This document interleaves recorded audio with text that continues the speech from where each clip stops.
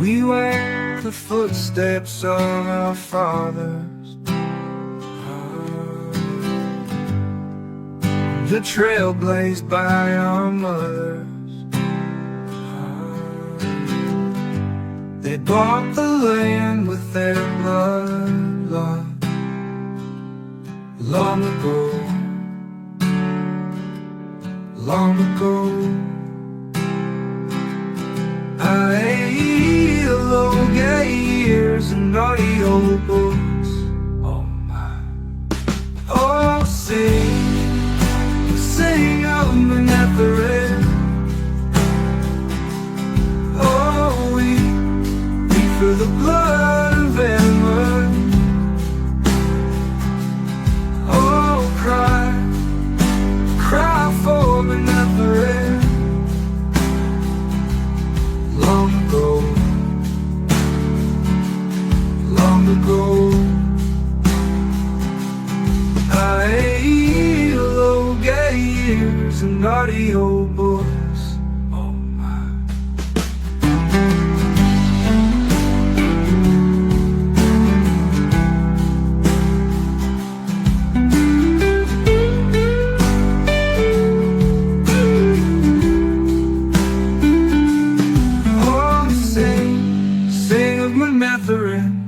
Oh, we weep for the blood of Aiel. Oh, cry for Manetheret. Long ago, long ago. Aiel, Ogiers, and AudioBooks. Oh my.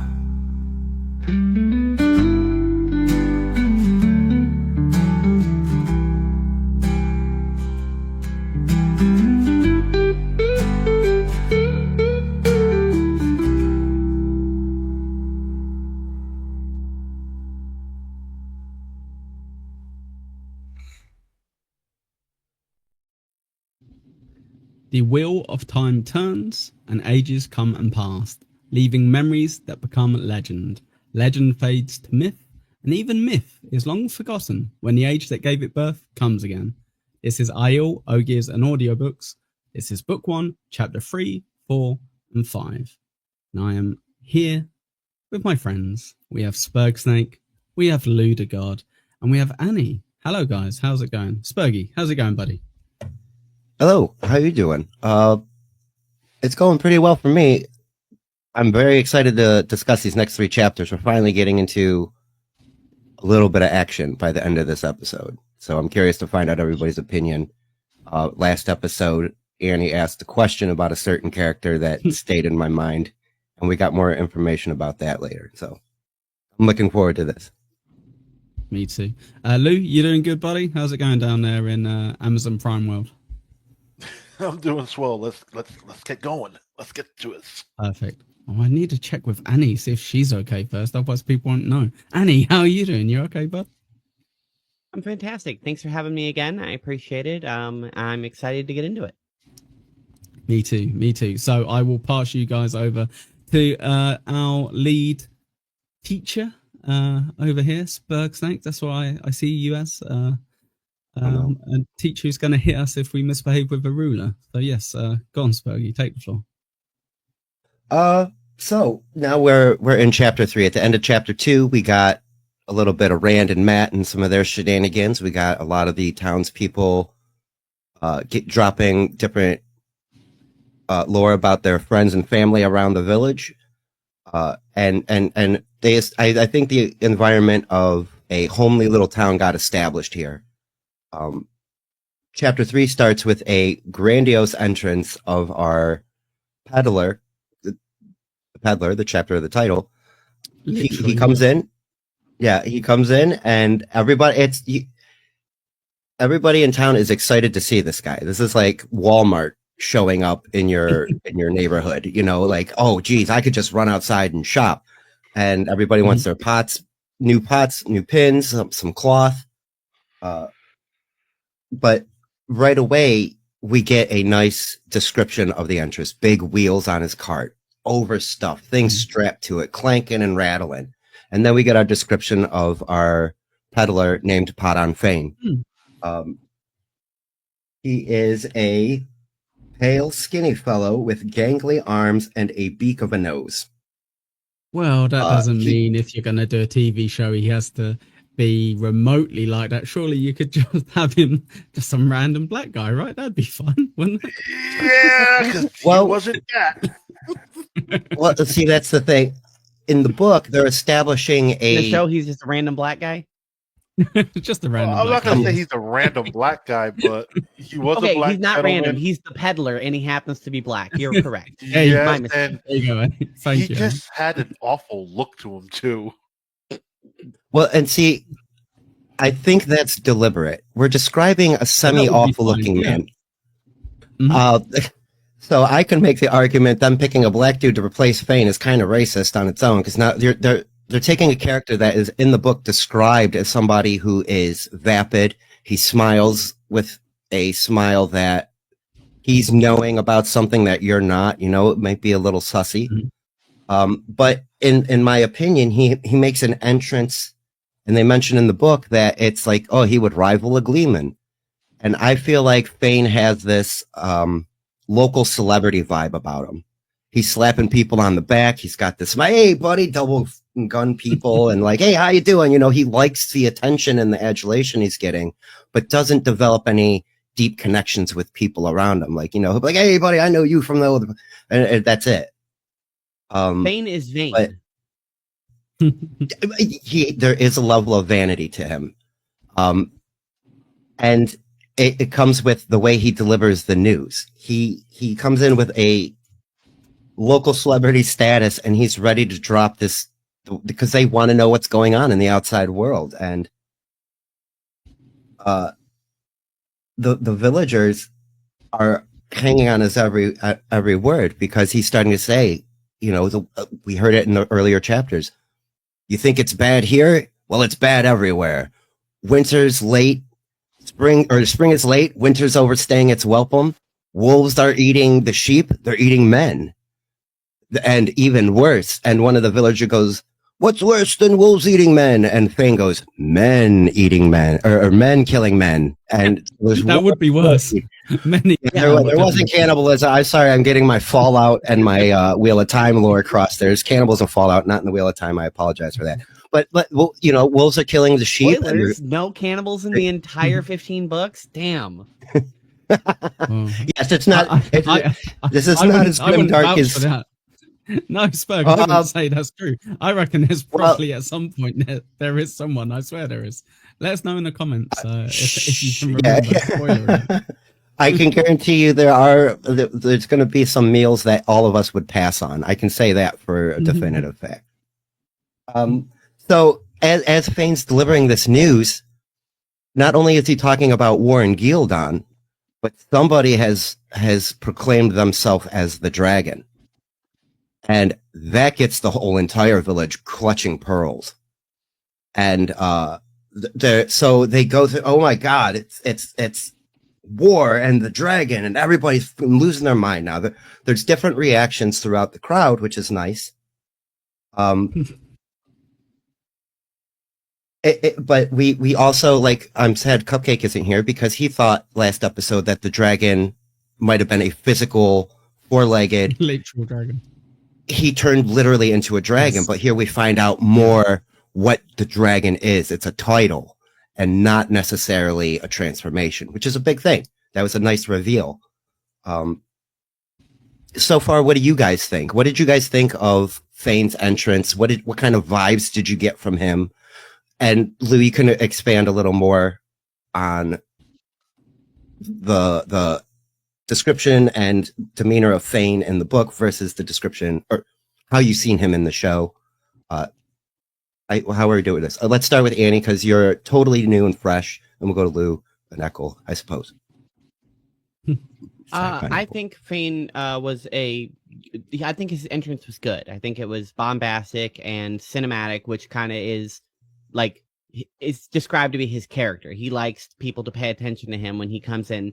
He even makes sure that his wagon is, huge and makes a bunch of noise, things clanging around. So even if you don't see him coming, you're going to hear him coming before before you notice that he's there.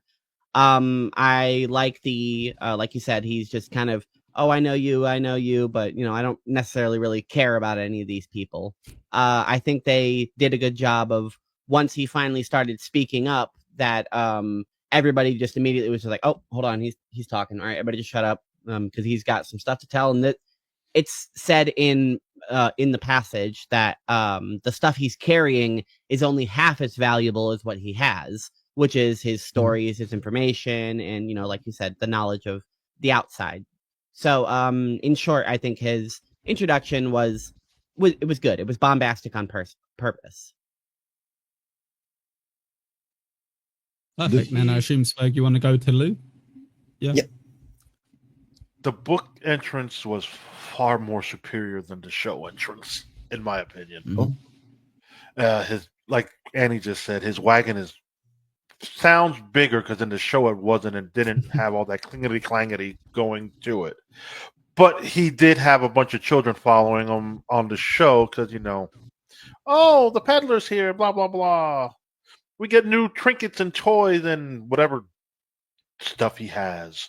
Like I said, there was a lot of differences from the book into the show. But Awesome. I'll Good let you, ask the questions because I don't want to divulge something that might be considered a spoiler.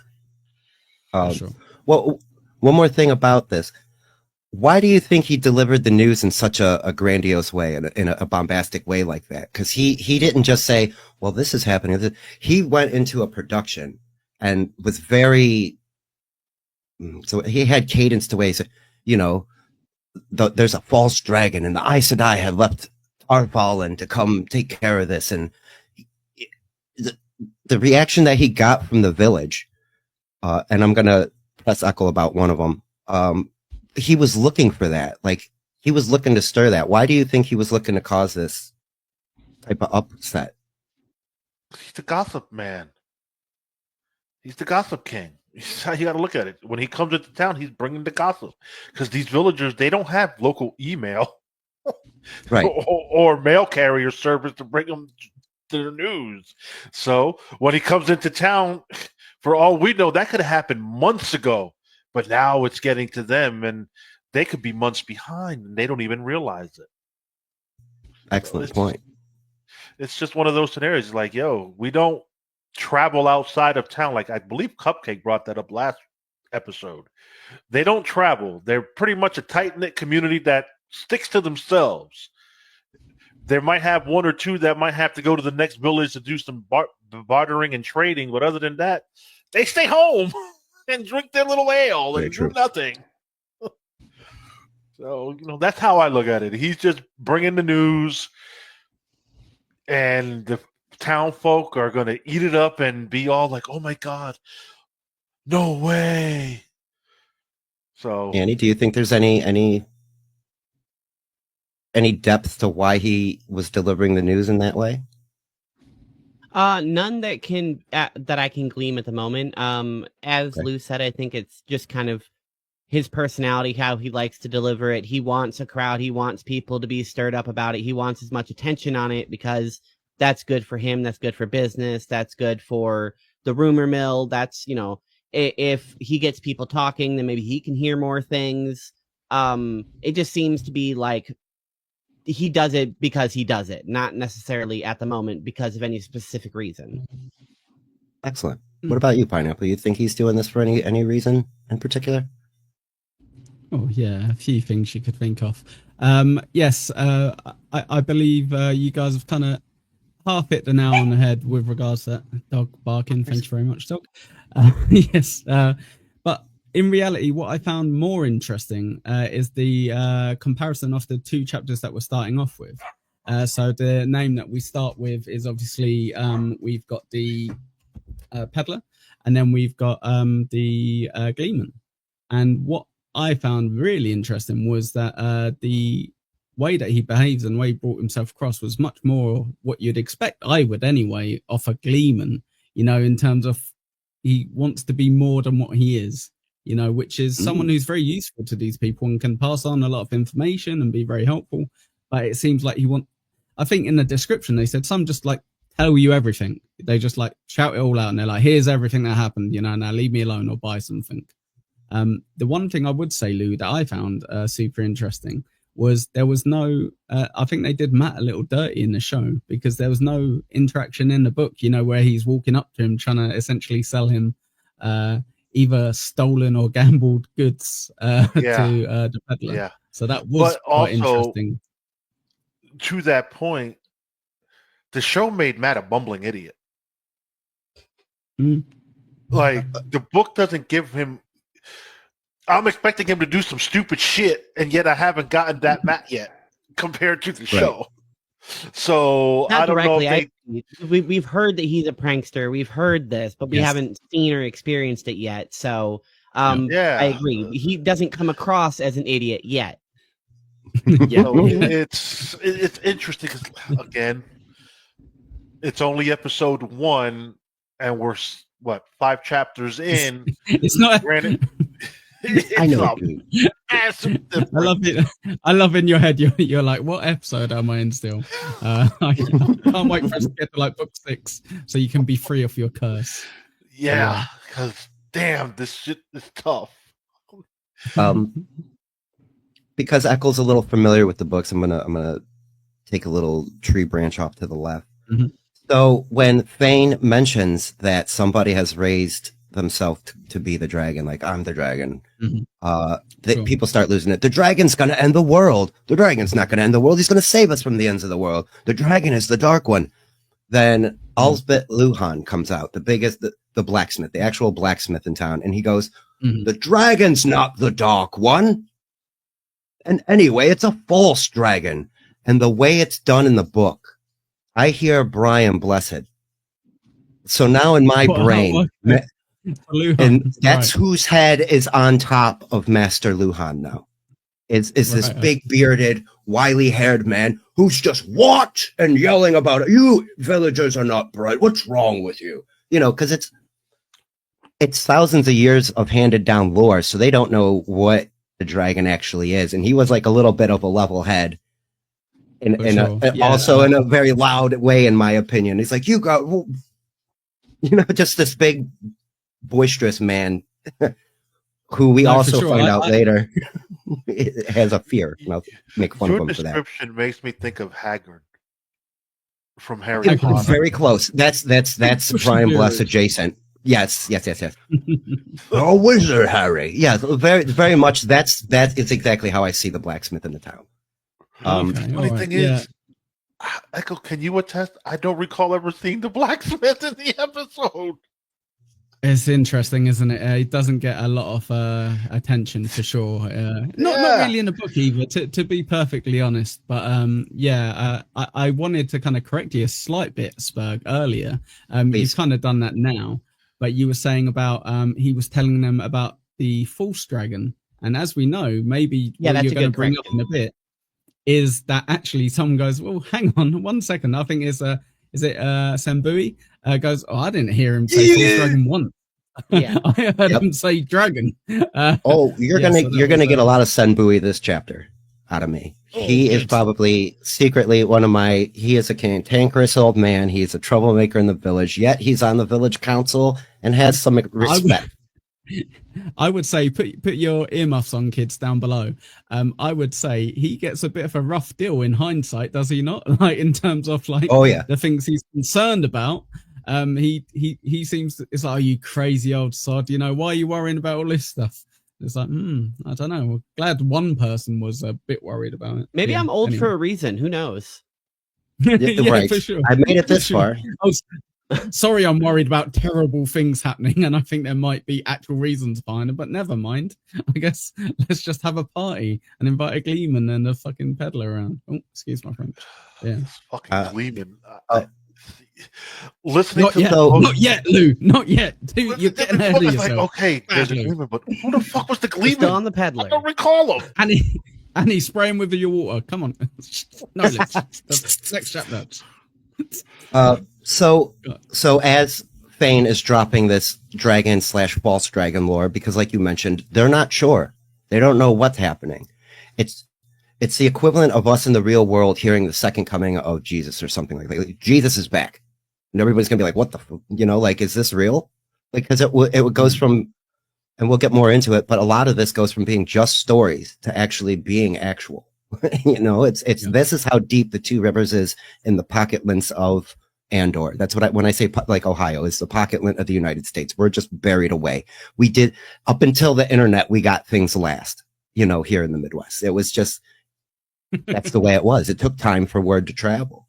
So as they're going on about that, we get another title. They mention Aes Sedai. I sort of mentioned it a little bit ago. I let it slip. But now we know who the names of what we call our magicians, for lack of a better term right now. They're the Aes Sedai, and they go into a bit of more of the magic lore, not a lot. Single word? Because I'm only listening to all of this. I've not read or have any idea how any of this is spelled. It's 2 words, yes, and that's another thing, that there are weird spellings to a lot of this. It's Aes Sedai, Sedai, Eyes, Aes Sedai. So but it'll sound. I'm gonna have to cut you off, my friend. This is perfect timing because I've got a little example just for the people at home. If you want to interact in any way, shape, or form, I went and made an idiot out myself with Patrick Melton, but we have got these. You can either choose myself, or perhaps even me. Like this is going to be fun. Yes. So we have got the voices of the audiobook people on second. Michael Kramer. Yep. And Kate Redding. I've been trying to come up with something good for him to say about one of our friends, Joey. I just want him to narrate a nice paragraph about Joey C for me. I just got to write it out. Oh, there you go. But yes, enough of that Joey C nonsense. Yes, yeah, I was going to say you can either be Aes Sedai or Ashman, and that will mean nothing to the bottom 2 of you, and it won't for a long time. So yes, but you fans of the show, feel free to join in, and we will add it to future episodes. Hello, Annie. You point your finger at me for. Oh, okay. As in, I'm busy. Okay, sorry. Right, Spurg. Let's move on. She's listening, but not being able to respond. That's fine. So yeah, we did find out. Like they say, Aes Sedai are supposed to be dealing with the dragon, the false dragon. They're going to take care of that for us, and so we know that they're magic channelers. And they mention again that men who channel the power go mad. So there's more madness talk going around. It's so we're now getting this thing. It's fine for ladies, but it's not okay for men.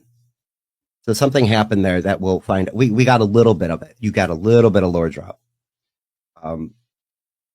So now that the whole town is in uproar, and there's this one village. The village council is trying to manage this silliness, and they take Padan Fane into the inn so that way they can question him. And the villagers are upset. We have questions too. And then there's another guy that's like, my wife sent me to buy pins. And I feel for that guy. Shut up, you idiot. Basically, because we all know happy wife, happy life. And that guy's just trying to get his pins and go back home and not even deal with this nonsense. Right, what is he supposed to do? Turn up empty-handed? Oh, sorry, the dragon came back and is killing everyone. I'm sorry I couldn't get your I pins. did see the peddler. She's going to be happy with that, yeah. Exactly. It's I'm trying to line my questions up. So, so all the important people go into the inn to discuss important things, and now Rand sits down outside because that's our perspective. We're watching this from Rand's point of view. And then he starts daydreaming about adventure and what it would be like. Oh, a false dragon, and then maybe I can be a guard, or like he starts thinking about things outside of the Two Rivers, and the world maybe is not as small as he once had thought. And so I'm sorry, I missed a thing. Rand and Matt approach the peddler, and as they're approaching the peddler, their boy Perrin says, "Hey, dude, I see you way over here. I'll catch up to you after all of the hoopla." So that was our quick introduction to Perrin. He's like across the crowd. So now And the that's now peddler's the inside. fourth friend. Technically speaking, yes. You have Rand, you have Rand, Matt, you have Erwin, and you have Perrin. Okay. The young lad that was with them in the Oh, right. earlier chapters. I finally. forgot who he was. One that got no. Yeah, He's no, a he's not nobody. their friend. He's not He- their friend. He's just Hey, a Well, hanger. what I meant is the four boys. Sorry. No. Yeah. So essentially, you were kind of right apart from the number. So they are the three pals. They're the three buddies kind of thing. It's just bad luck. And they that got a someone little else squirt.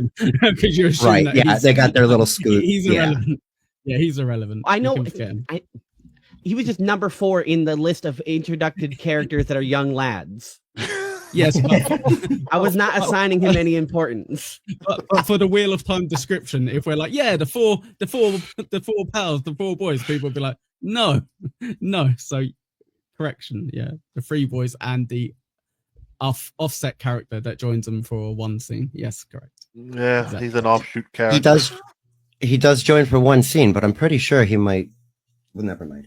So I that's why I did say 3 though, because those are our 3 main so far. Like we're getting more lore about these 3, and so they're chatting about the news and things of the world. And Matt brings up a story that he was hanging out around a merchant, and the merchant's guard had mentioned to him that the dragon is supposed to be reborn and save us from ourselves by breaking the world, come in our hour. And Nynaeve, the village wisdom, overheard that and told the merchant and got that merchant guy fired.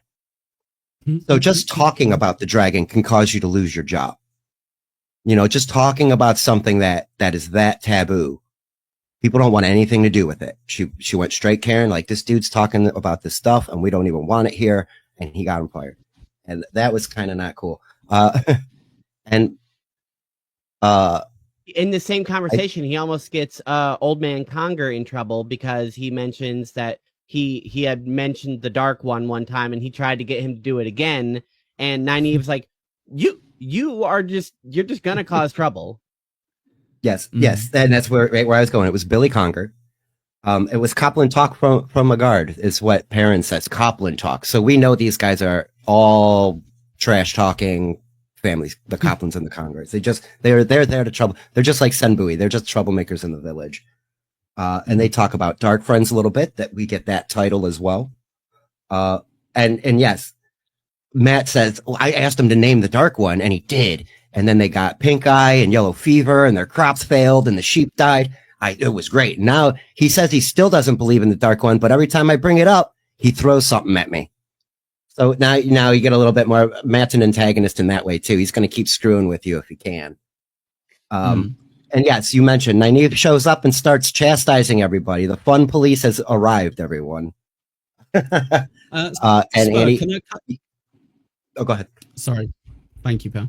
I was just going to ask Annie just a couple of quick questions. Okay, based on what you've read so far, have the descriptions of certain things, do they make more sense in your head, or are you still kind of like, for example, the dragon? Do you have a roundabout idea now? I know we kind of covered it a little bit earlier, but for someone who's like, I made a educated guess last time, but now are you kind of like, okay, so I kind of get what that dragon's supposed to be?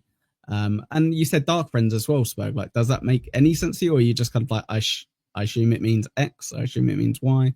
Because I don't, obviously I've got full context behind it, so I don't know what makes super sense to you or not.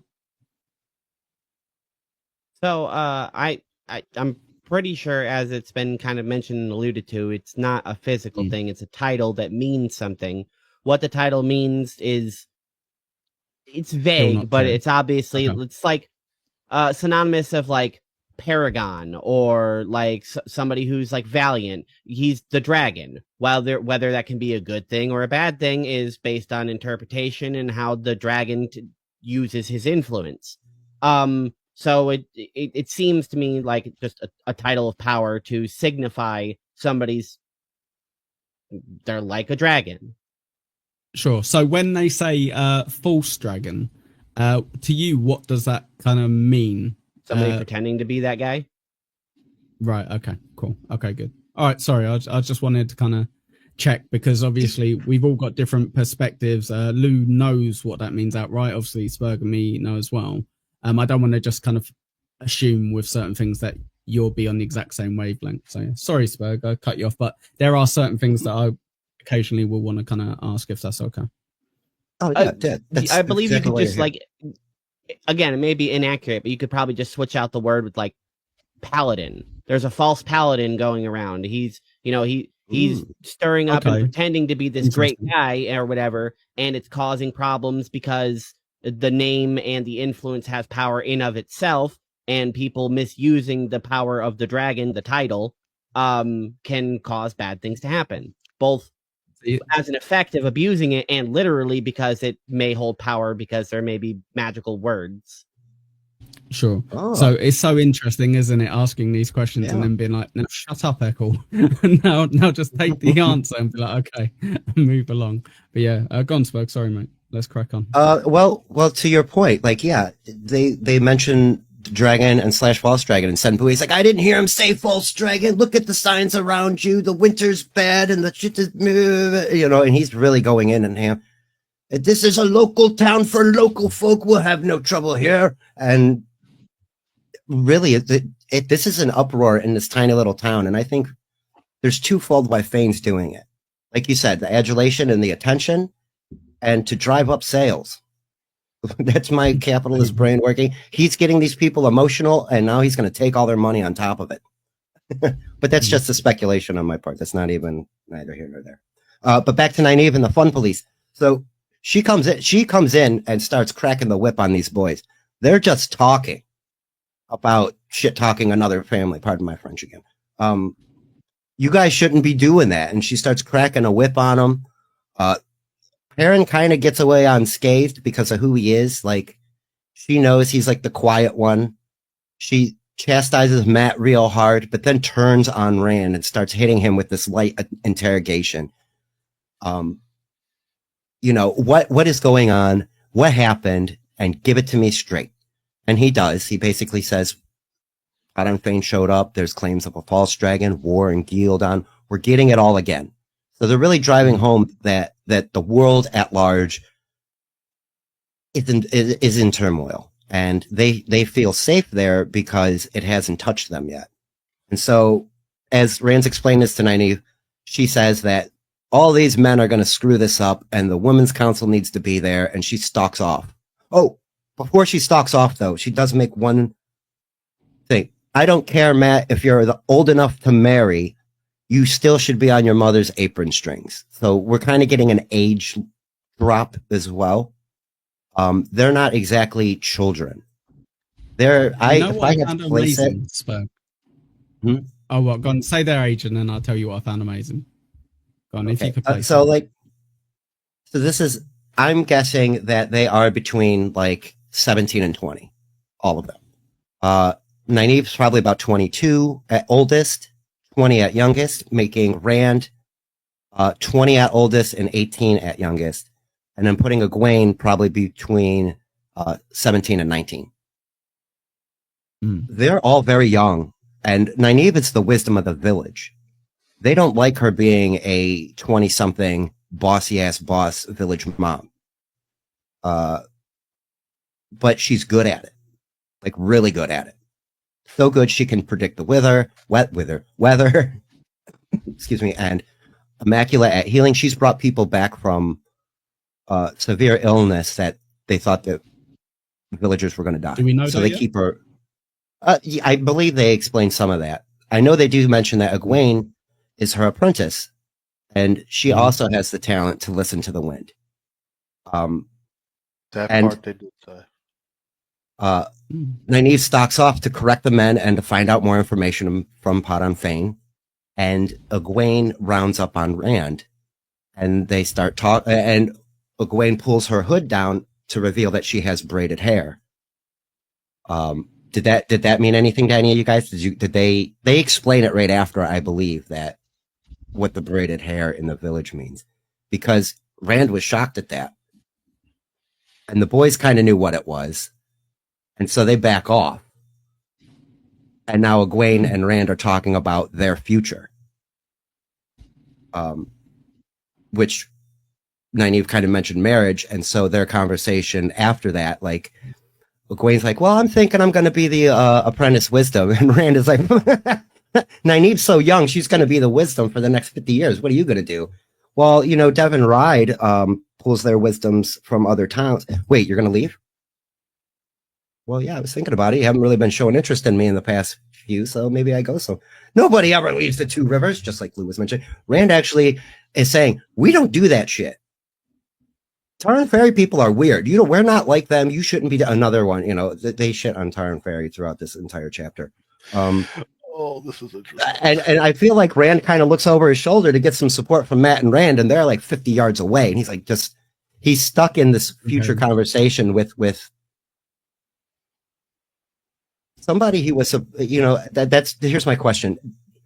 Does this end of the chapter right here give you a good idea of what Rand and Egwene's relationship is supposed to be?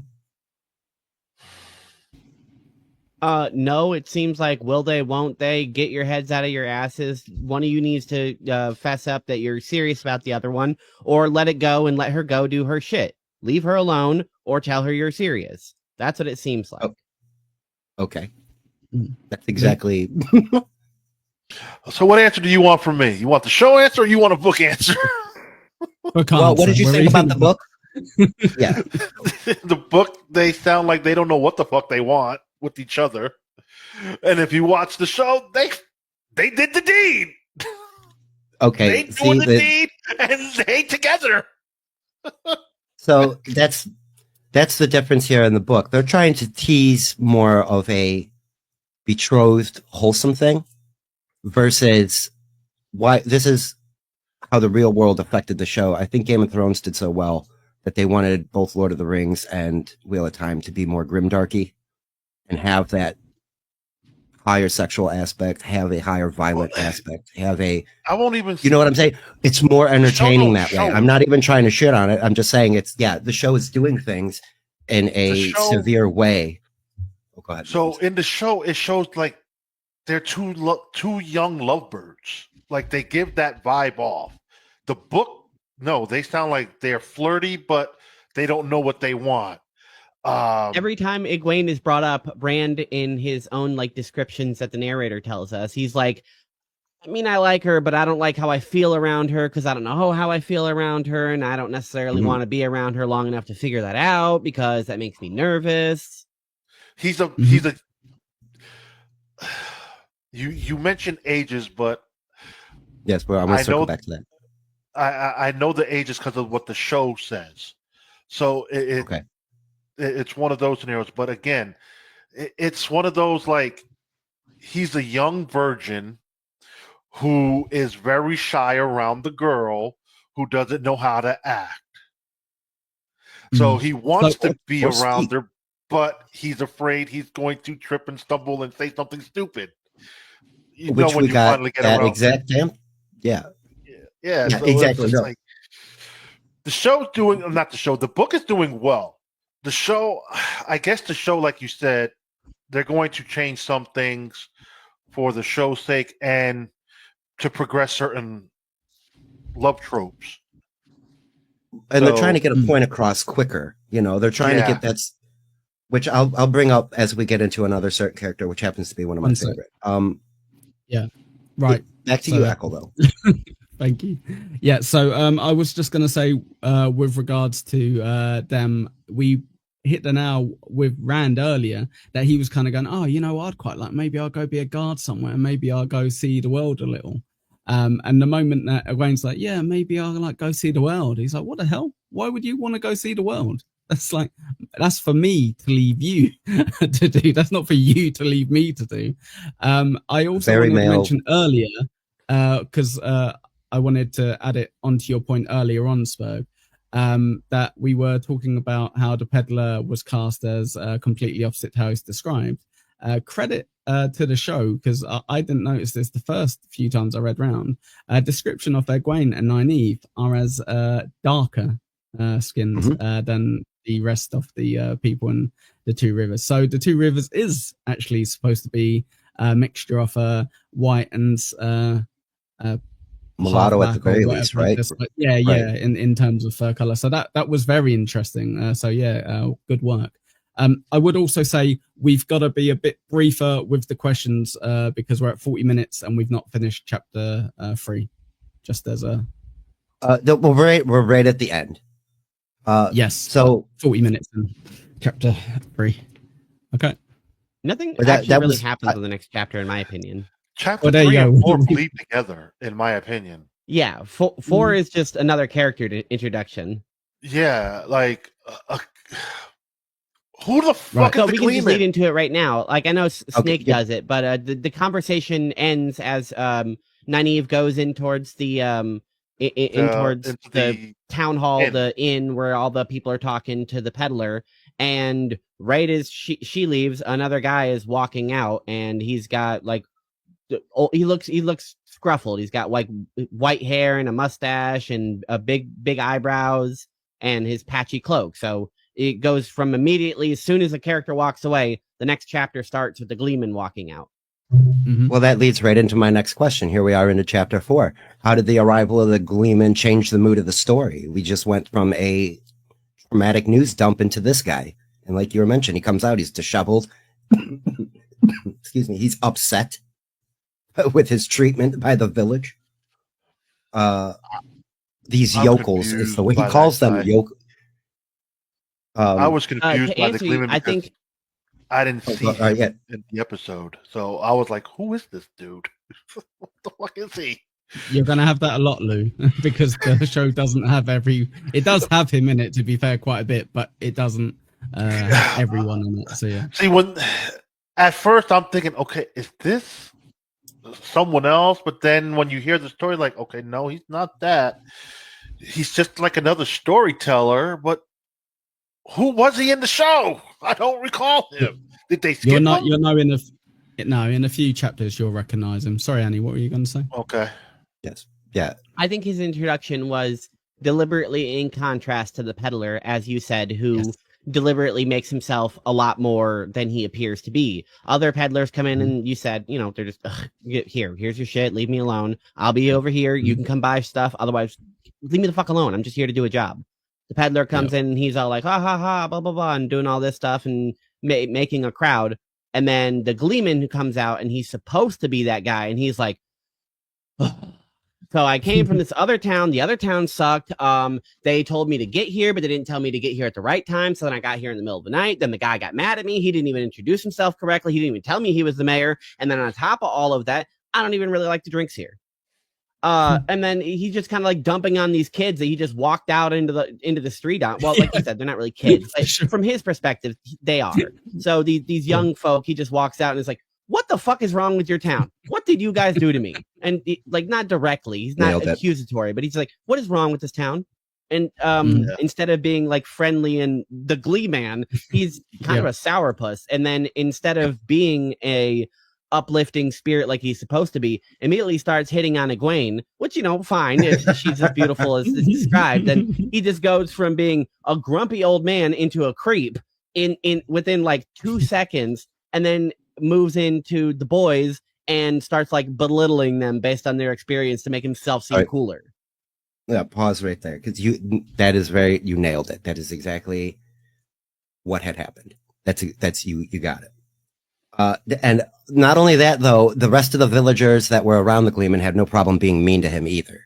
Master Alvear was like, this fucking asshole comes knocking on my door at 3:30 in the morning and expects all the. So it's mutual. They're not happy with him, and he's not happy with them. Gleeman is not anywhere to be found between any of these people. And yes, he rounds on Rand. You come knocking on my door at 3:30 in the morning, you might catch a straight bullet. Okay, sure, but your house is an inn in this situation. You are supposed to have guests come in the middle of the night and buy a room from you. Yeah, but that also should show you how often people. Yeah, but that should show you how people don't show up. He wouldn't be expecting anybody at that time of night. But so yes, he rounds on the boys and he's like, "What is going on here?"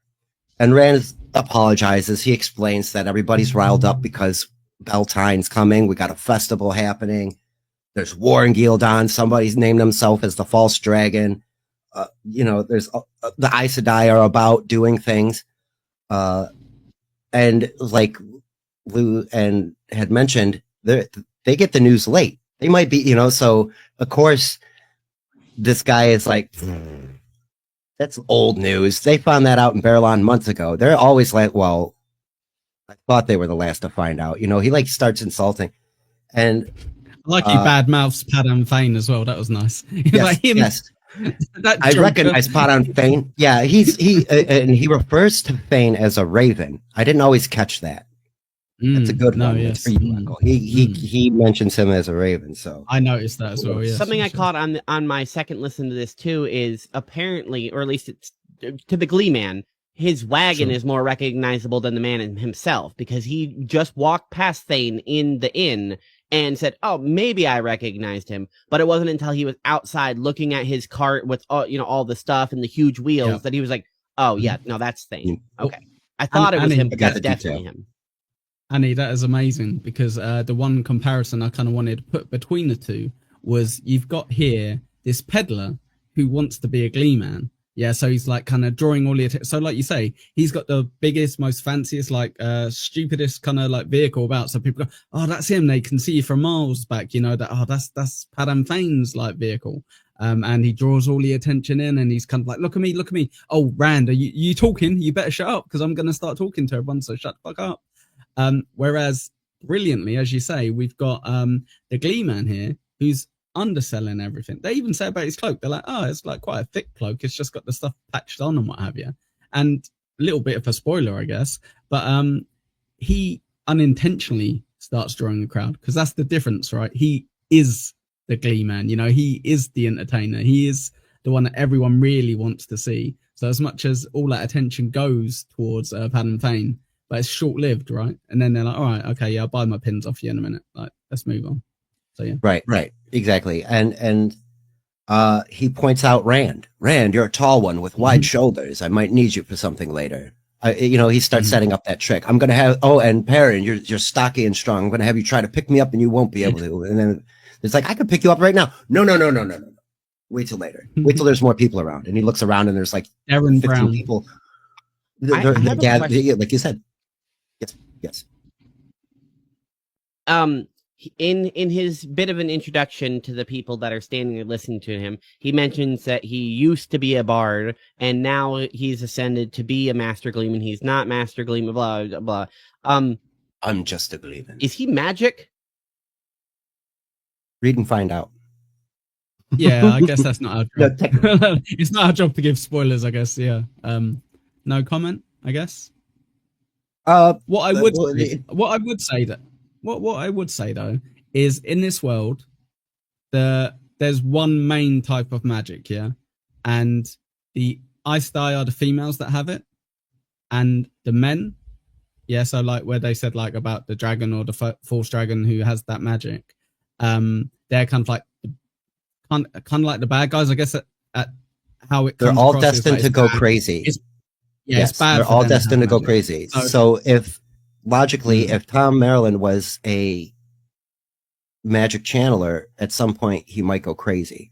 But also, to your Annie, in this chapter, when Rand mentions to him about Aes Sedai, he gets upset. He doesn't like Aes Sedai. He doesn't want anything to do with them. Like I think that his lip curls around the word or something like that. Like he says Aes Sedai. He just doesn't not happy about it. And yes, he is condescending to our boys, because as he's going on, "I was court bard and I was raised up to be a master gleeman, but now I'm just a lowly regular gleeman traveling and visiting your small village where you guys don't leave." "Well, we leave. I've been all the way down to Devon Ride, and we've been up to the marshes where there's bogs and nobody goes there." "Oh, you have you? That's pretty far away." And Egwene catches him straight up condescending. Like, yeah, stop talking to my boys like this. I know they're trying to. Well, Rand catches it as well. If you notice, first of all, Rand catches it real well, because he goes, he shuts up, because he's like, "I can tell I'm the butt of the joke here." And Perrin's kind of like, he replies, but he's not kind of like to boast. He's just like, "No, matter of fact, yeah, this is how far I've gone," and that is pretty far for the village you're in. It is pretty far. And then Matt's like, Yes. yeah, man, we went so far. We're Yeah, like proper adventurous. That's what I was. We All made it to Thank the you, Misty Echo. That's Mountains. exactly. Yes, that's Yes. exactly what I was trying But not too to. far up the mountains because I'm not crazy. Yeah, Exactly. Yeah, we all know ghosts are there or something, or it's all cursed or something. Yeah. But- we got Got that, the edge. We I'm didn't know highlighting what this to interaction. know. man. Because it shows the contrast to how the boys are. Rand is astute Yes. and quiet. Perrin is very logical and matter of fact, and Matt is like he is our character or guy. You know, like Mm. I did all of that shit, man. Boy, let me tell you. You know, he's ready. He is a bit boastful. Right, none of you will get this reference, but Spurg maybe secondhand might get it. The English In-Betweeners, Spurg, did you ever watch any of that? No. Right.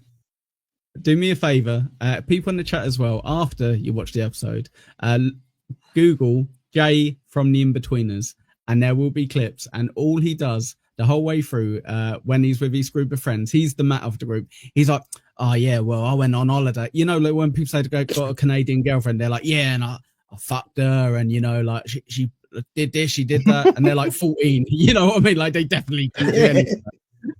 Yeah, he's That's Matt. Yeah, that's Matt. There you go. I gotcha. And so yeah, here it's now after Egwene kind of checks him. There's two times he's a creep, by the way, Annie. He calls Nynaeve a pretty little slip of a girl, and then he says to Egwene, like, I can use you in my show. You can hand me all my props and things, you know, it's simple stuff. Serious apparatus. It's very Like a good girl. There's gonna be a lot of that. And so he does his spiel. I was caught by, and I will tell you about Jane Forest Rider and how Giant Zeus tamed so-and-so's heart. And then Egwene mentions a few stories that she wants to hear. And she wants to hear about Len, who went to the moon in the belly of a eagle that was on fire. And his daughter, Sally, who walked among, I can't remember the name, but walked among the stars. And a couple of other. Did you guys catch that? Do you know what that is a reference to at all? Or should I let that go, Echo? I was going to say, did you catch, though, his actual response to her, which was, there's some old stories. Like, he was kind of, he's like, that's some old story. Because he knows loads, yeah? His whole job is to gather stories, tell them, hears them left, right, and center. And even he's like, holy shit, this, like, 18-year-old girl has just mentioned something that I really wouldn't expect many people to know. So I think that's a little hint to the kind of arse end of nowhere that we are at, that not everything's exactly as it seems here, because even little stories like that seem to have been passed through. But yeah, Spurg, Easter egg with that, maybe we leave that there, but feel free to put a comment if you want to put a spoiler. Yeah. Go for it. Yeah, well, I won't say, but there's, if you think sure. on the titles of those two stories, just think on them. And Salia was the name of Len's daughter who walked amongst the stars. It's interesting, and there's going to be a few more little Easter eggs like that I will wink and nod to you guys. There's so That stuff is probably just going to go over my head. Yeah, for sure. It's meant to. But the third time when you read through this, it might catch on. So yeah. Oh yeah, see, that's another thing. I could give you this one, and then you'll pay attention later. But so. Like you were just saying, Echo, like there's an eagerness for these stories. What does that say about their village? I mean, I think I'm harping on the same point. They're pretty isolated. They need this stuff. You know, They are looking to the as jerky as the Gleeman is being, they still want him there, and he does do his job. And like you guys mentioned, it's a quick introduction to him. We get who he is. We get a little more lore drop. He does a little bit of acrobats, does some juggling, and everybody's ooh, and they all shout out their names and stories. Why do you think Robert Jordan pairs the so we got the chapter of the peddler dropping the dark stuff, like the contrast. Why do you think he did that? Why are this has been happening since the prologue? You're getting something in one direction, and then you're getting pulled in another. Is there a reason, do you think he's doing that? Other than being an interesting and known writing technique to keep the reader invested and make their own deductions from things that, even if they're simple, you can feel smart about. Nice. But it is a logistical question. It has nothing to pertain to the story. I was just wondering if you guys are catching on the writing style. I think it's just a writing that kind of technique. thing. I think it's good because he could have swapped those two, but then you would have been like, well, of course the Gleeman's telling the happy stuff, of course, whatever, and he's the one that tells all these tales, but he spins them in a way. No, and then like I said, I think it's just so you're like, the peddler is going to be miserable. Nope, he's exciting. Oh, nope, the Gleeman, he is miserable. Okay, got it. Yeah. I'll keep my answer to myself Mm. because it's a spoiler. I see. I got the way you. The way you phrased it, I'd rather not say nothing and just keep it locked away until we finally get to that point. I do think we were very. Oh yeah, go. Sorry. I do think we were very lucky though. I think we were very lucky though that we did you motherfucker prologue 1 and 2, and now we're doing 3, 4, 5 because it was beautiful how 3 and 4 parried up, like intentionally, of course, by the author, but for us to kind of go, oh no, I would never notice that reading a book. I'm not that observant. I'm kind of like storyline. Ah, it's gone. Okay, next book. Storyline. Like I don't get to break things down or notice things done intentionally. Did either of you, to be honest, Lou or Annie, did either of you kind of think we're getting to know quite a lot about this person who's only at this festival for a day or two? Did you kind of think? Did you think anything on it, or do you think that's just how the book was done? Annie, I'll kind of obviously start with you.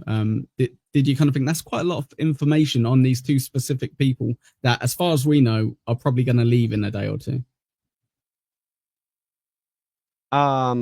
Because of the detail, no. But again, that I don't know enough about the author or the book itself to make a solid determination on whether it's just all right, let's fluff up the beginning of the book because we want some runtime on this. So we're going to give these characters some descriptions and kill them in one chapter. So at least you had some enjoyment in that. Or it's because they're going to become important later on and they're going to accidentally or incidentally stick around with the group that forms and is going on through the story. Yeah. So, Lou, you already said that you don't remember the Gleeman, but I know I don't remember the Gleeman. Peddler. But I know you remembered Peddler. Yeah. So without going into too much detail,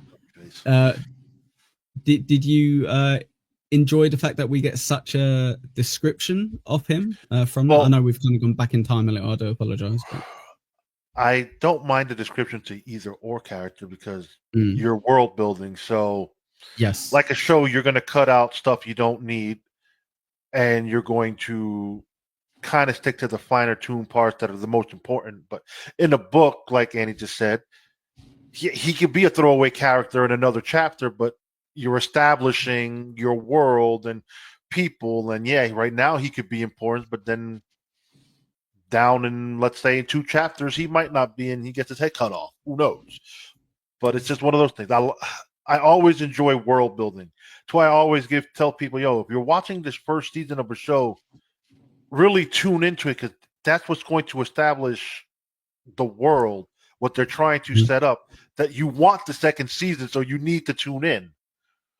This is kind of like season 1 of the book, not of the show, but like this book is season 1 of what it's trying to build out in a 15-book arc. Yeah. Okay. All right. Cool. And Spurgy, sorry, go on.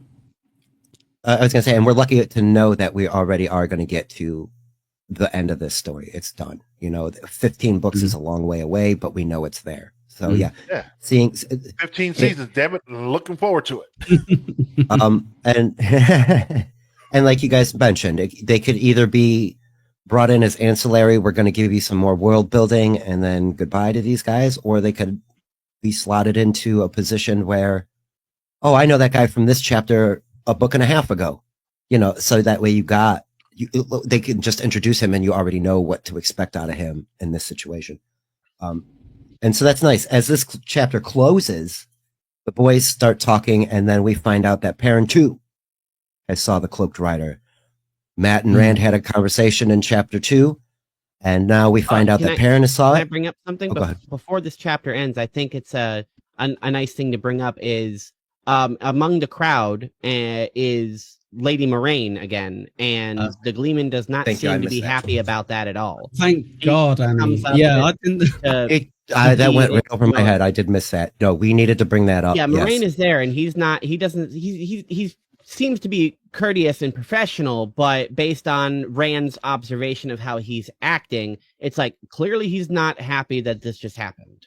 And He's mostly right apprehensive. afterwards, the Gleeman's like, "All right, well, I'm gonna go because the special's not till tonight or tomorrow, so see you, bye," and just immediately Right. just kind of exit the scene after Moraine comes.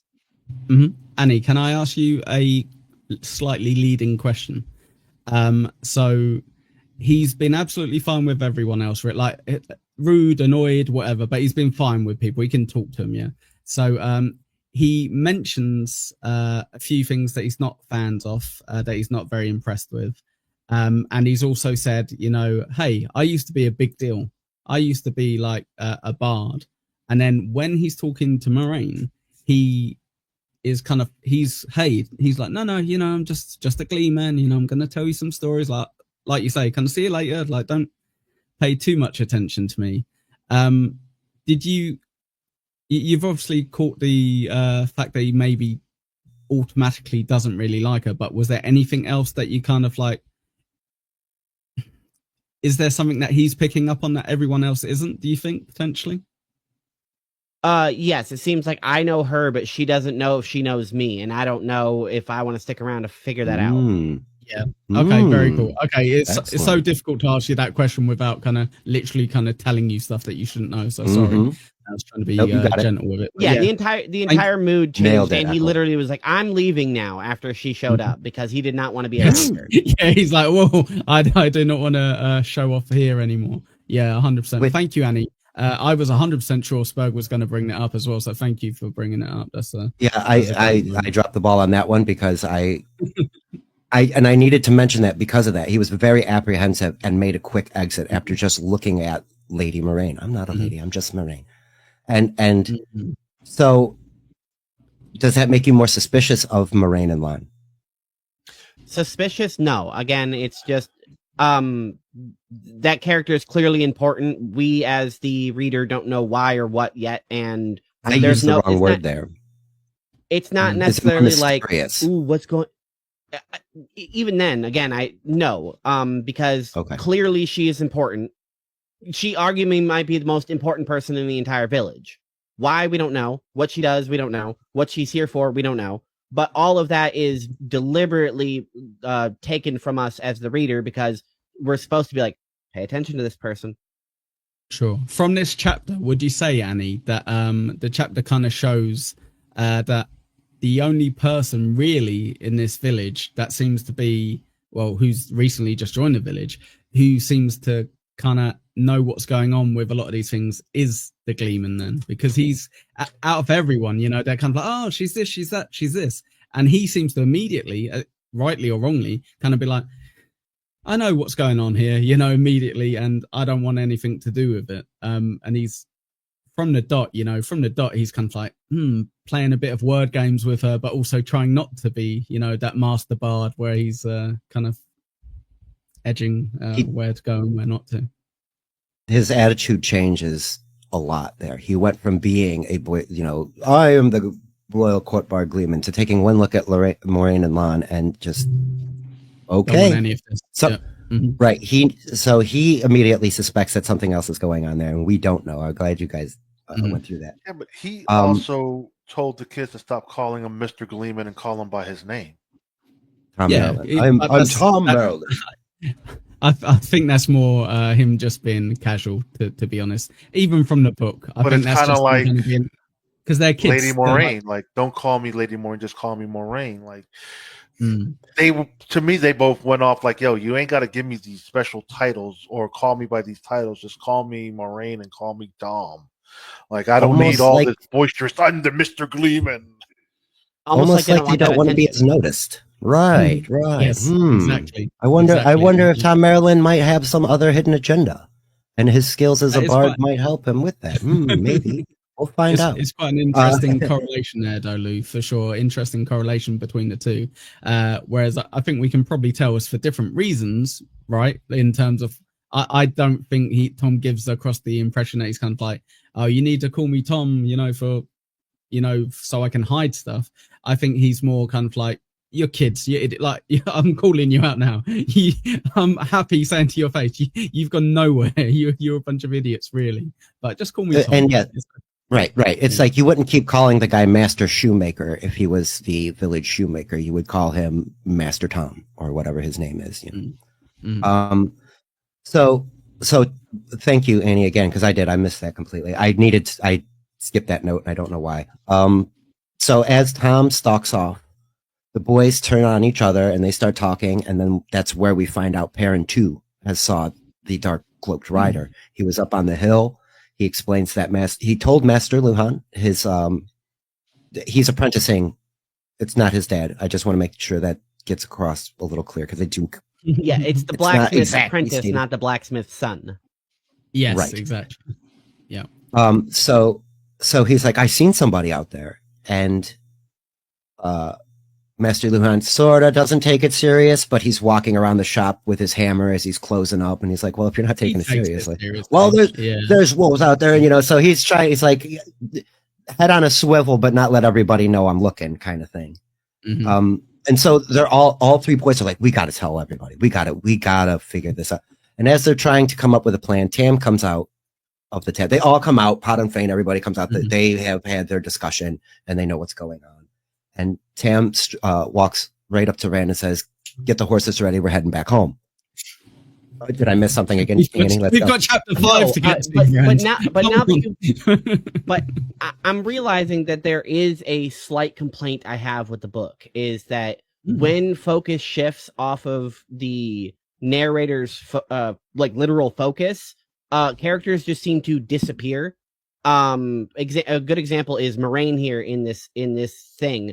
Unless I go back and listen to it a third time, I don't remember exactly where she's just like, okay, well, goodbye, and just disappears because she is there. She drives the Gleeman away. The Gleeman goes in there. They talk for a second, and then somehow Moraine is now gone. And then the elders come out, and Moraine is not in this conversation anymore. It is not, at least to me, clear where she exited and when. And even when all of the people come out of the inn, the elders come over to start talking, specifically Tam, and then Thane, again, is there, but now he's no longer in the scene, so he's just gone. And maybe that's just a gripe, because the author doesn't need to say, okay, and then Moraine turned southeast and walked for 160 paces until you couldn't see her anymore. And then she despawned, because that's how video games work. No, it doesn't need to be that way, but it just... characters are right there, and then they're not right there anymore whenever the author isn't focused on them. Right, so you could just make it sound like she was just a background person then, just listening to them talk. Because you got a valid point. She is never explained to have disappeared, and I didn't even think of it until you just mentioned it. But I just thought she was in the background listening to the villagers talk. Right, you didn't even think about it. I didn't even think. We're now getting into chapter 5, and I haven't realized that. Oh yeah, that's something that is continually happening, where characters are just like, okay, bye. And it's not a negative. Black. It is not a negative. It's just something I've noticed. Cool. So my head's going to explode. I think, Annie, I might be wrong, and Spurkin, please do call me out for this, but I think it's supposed to be intentionally kind of like Rand's perspective. I know it's kind of like the narrator telling it, but it's Rand's perspective. And this kid, as much as he's got his head on a swivel, he is getting overwhelmed with so many different things. And I think if we were literally translating this into an AI show that just you read a book and it creates it for you, it would just be kind of like, oh, look, now these people are, and she's off to the side and she might be leaving, but he's over here looking at it. He turned his head. Right. I think that's intentional. I think it is amazing that you brought that up, because it does that a lot. But I think it's intentional, because it's like, no. Rand's world is, she just went, he stopped thinking about her. And she then left, I think. I totally agree. It's obviously intentional, and it's done well, because, like I said, we're now into chapter 5, and it's the first time I brought up the fact that characters did disappear out of scenes.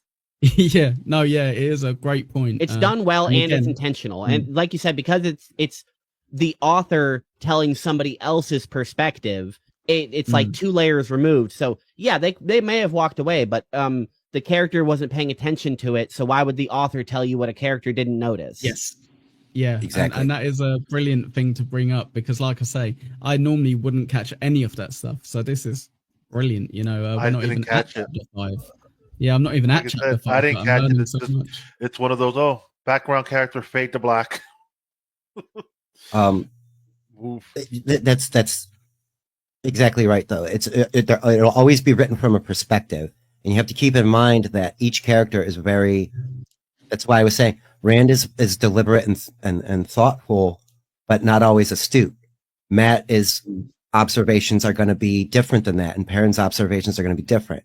Maybe Perrin did notice where Moraine had walked off to because he was thinking about that, but we didn't catch it because we're looking through Rand's eyes. You have to imagine yourself looking through these people's eyes and what they're pointed at. So if he turns his head to talk to Matt and that's Perrin, something I really like about this.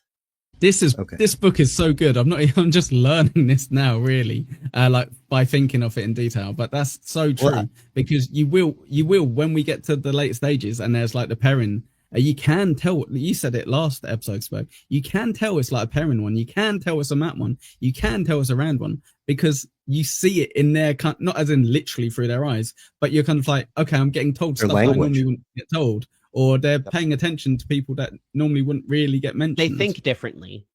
Yeah, exactly. Which is, yes, I think, an incredible touch on the author. I really, Sure. I'm not that far into the book, and I'm really enjoying just the writing style of it. It's thought out, and like a word I've used a bunch. It's deliberate. Very for sure. And this is what is divisive about that. 5. Okay, well, real quick, let me sum up the end of chapter 4, just for audience sake. So Tam does come out. He sees the boys. He says, "We're going back home, Rand." And Rand's like, "What do you mean we're going back home? Beltane's tomorrow. We're supposed to be having this party." We all talked. Everybody's concerned. We shouldn't be worried, but we're a little worried. So we're going to prepare and be safe than sorry. We got guards set up. And again, the boys are like, "Ooh, guards, really? We can go sign up for the hey." You know, they're thinking that they're going to buckle up swords and do some adventuring.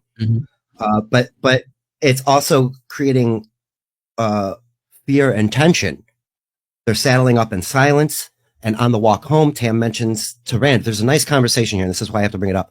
Tam explains to Rand how the village council works and why they have to mitigate the fear. The council can be a little more worried, but can't let the village know.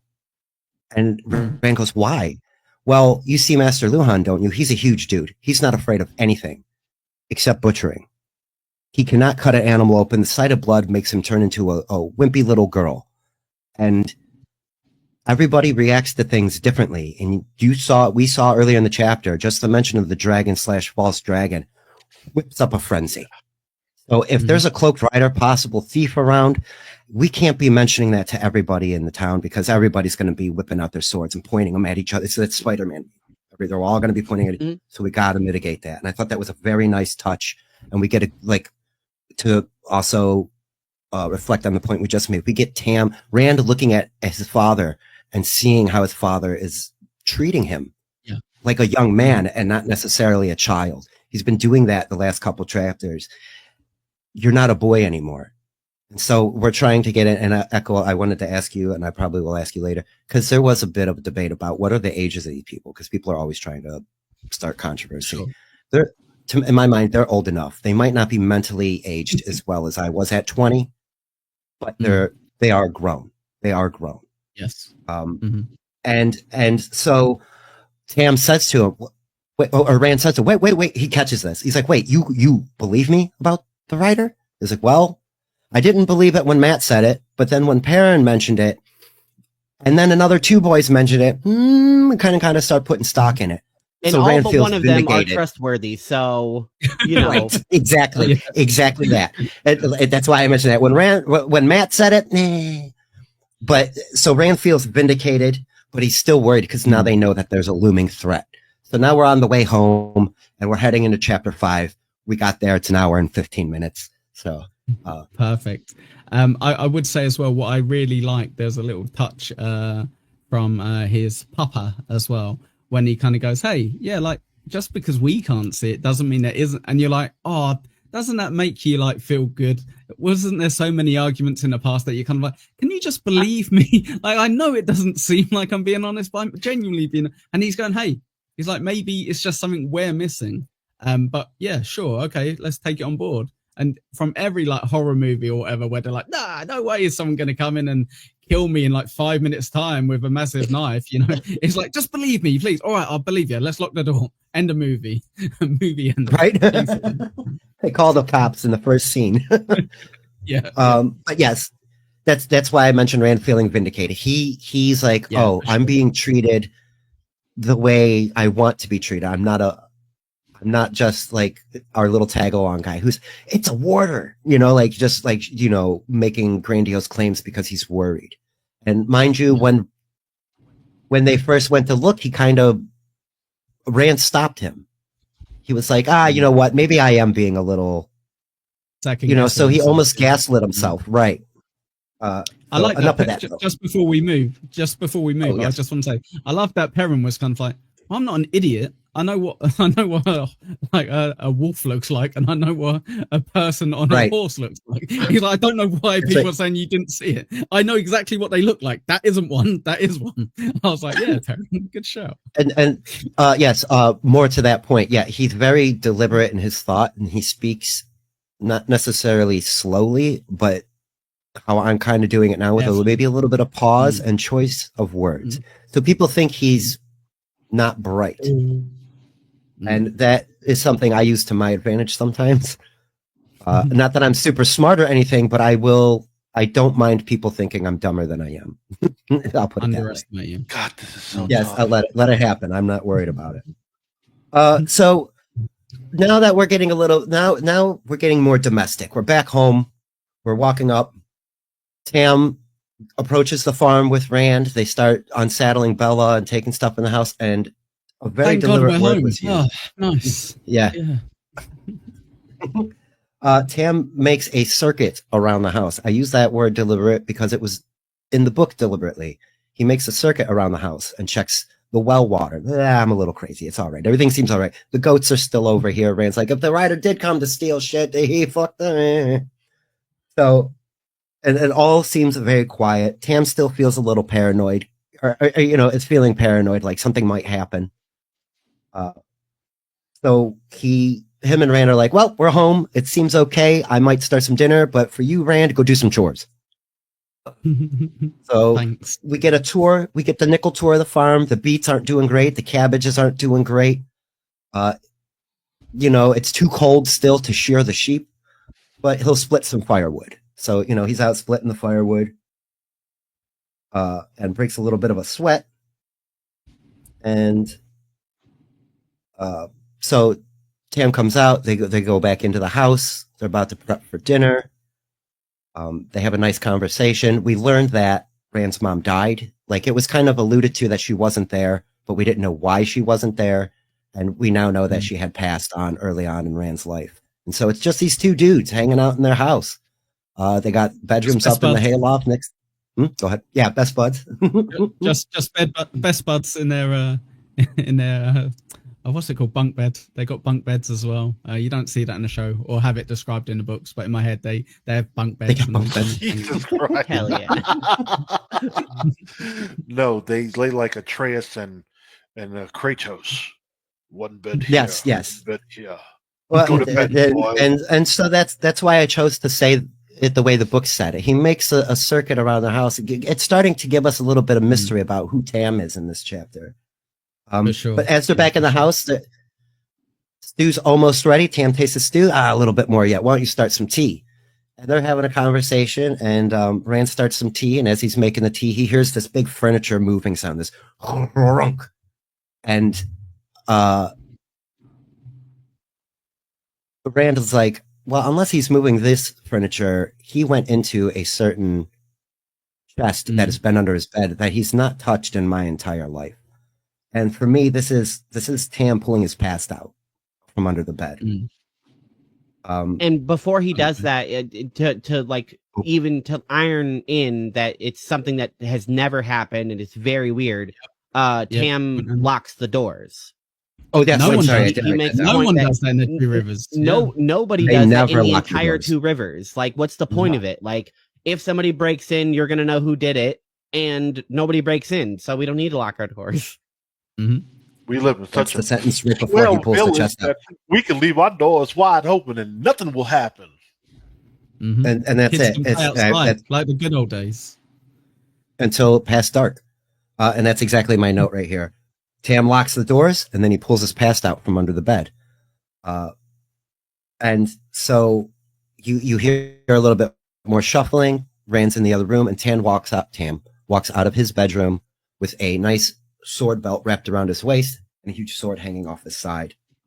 Rand is shocked. Where the hell did you get a sword? You know, like, he doesn't know who his dad is at this point, because now he's got all these questions popping. You left? Where did you go? You never leave. Nobody ever leaves the Two Rivers. You're a shepherd. What's wrong with you? A shepherd doesn't need a sword. And not only is it a sword, he shows it to Rand. And on it, you can see a heron on the scabbard of the sword itself. And then Tam pulls it out to check it, and you can also see a heron on the blade. It's a bird. Imagine it like more like a crane. It's a fancier crane, I would say. I would say, Annie, as well, keep that description in mind. I know we're going to go over a lot of stuff, but Tam's sword has a heron on it. Yes, specifically, we'll call it a heron-marked blade. In 9 months' time, I'm going to ask you what I asked you today, and you're going to tell me. So, I know, I've had that thought too already, Pineapple. I'm going to be bringing up shit from months and months ago. And so Rand is perplexed, like, well, his dad's not just a shepherd, apparently, and he never knew that. And finding out somebody that close to you has history, how does that make you guys feel? Has that happened to you in your life? Did you ever like turn and look at somebody in a different light because of something they had that you didn't know, or something that they had done that you didn't know? No, people in my life are pretty boring. Fair enough. In a good way. Fair. I mean, you know, there's no like dark secret paths. That's oh yeah, once I was a Shaolin monk, you know, for 20 years. You know, no, it's nothing like that. No. Okay. Yeah, About you? unfortunately, no one's popped out as a mysterious king, or so pretty boring. So there you go. Left to me to be the interesting one, I guess. So yeah, my parents broke up like pretty early. Like I was a baby when they broke up, and I was always under the impression, shut up, that my dad left, found someone else, moved on, and I found out when I was an adult that no, he cheated on my mum, then left, like you'd expect. But I was always under, like, my dad's like a stand-up guy, apart from with wives, I guess. that one Like thing. he's and that was something that I found out as an adult, and I was kind of like, that's bonkers. I was like, really? Like, I was always under the impression you were like, no, we're not in love anymore, I'm gonna leave you, move on. And he's like, yeah, but I also It was cheated. that plus I was fucked like, another bitch. yeah, exactly. So yeah, that did happen. I was going to say he pulled out his heron-marked sword, and I guess he did when he was with that receptionist. But yeah, but yes. So yeah, there you go. Little spoiler there for the people that see this on the planet. Well, and much in like that situation, the price of the sword can cost more than money, and Tam makes sure to point that out to Rand. You know, I paid too much for it, and 2 coppers is too much. So it really does. I asked a little bit about the Gleeman, but does this deepen a mystery for you about Tam's past? Are you guys interested to find out what kind of guy this guy is, or what kind of, you know? I try not to use certain words, but like, what's the impression? As I mentioned in the last episode, Tam was my favorite character from the first line he was introduced. I was immediately like, okay, this is my guy so far. All right, cool. Main character's cool. I like Rand, but Tam so far is the lad. Oh, all right. What about you, Lou? How do you feel about Tam? No comment, because I know. Oh, okay. All right. Yeah, Fair enough. But I'm trying to get you to like. So, is he how different is he from the book then? Like, is it similar in the show to the book? Like, is that why you're passing on the question? Like, is he already showing what you know here? there's not too much in the book in the show that spoils it on this, really. Yeah, and no, they it's don't just. really go But into that detail. I know why he has the sword and Okay. that aspect, but the mystery is fine so far. I kind of wish I didn't watch the fucking show because I wouldn't have these points of references. Okay, then let me edit their question. Whenever you Yes, watched the please. show and Tam pulled the sword out, what was your thought when you first watched it? Hey, why does Rand's dad have a sword? What did you think about it? Or do you just not think about it? It's like, oh, he has a sword now, cool.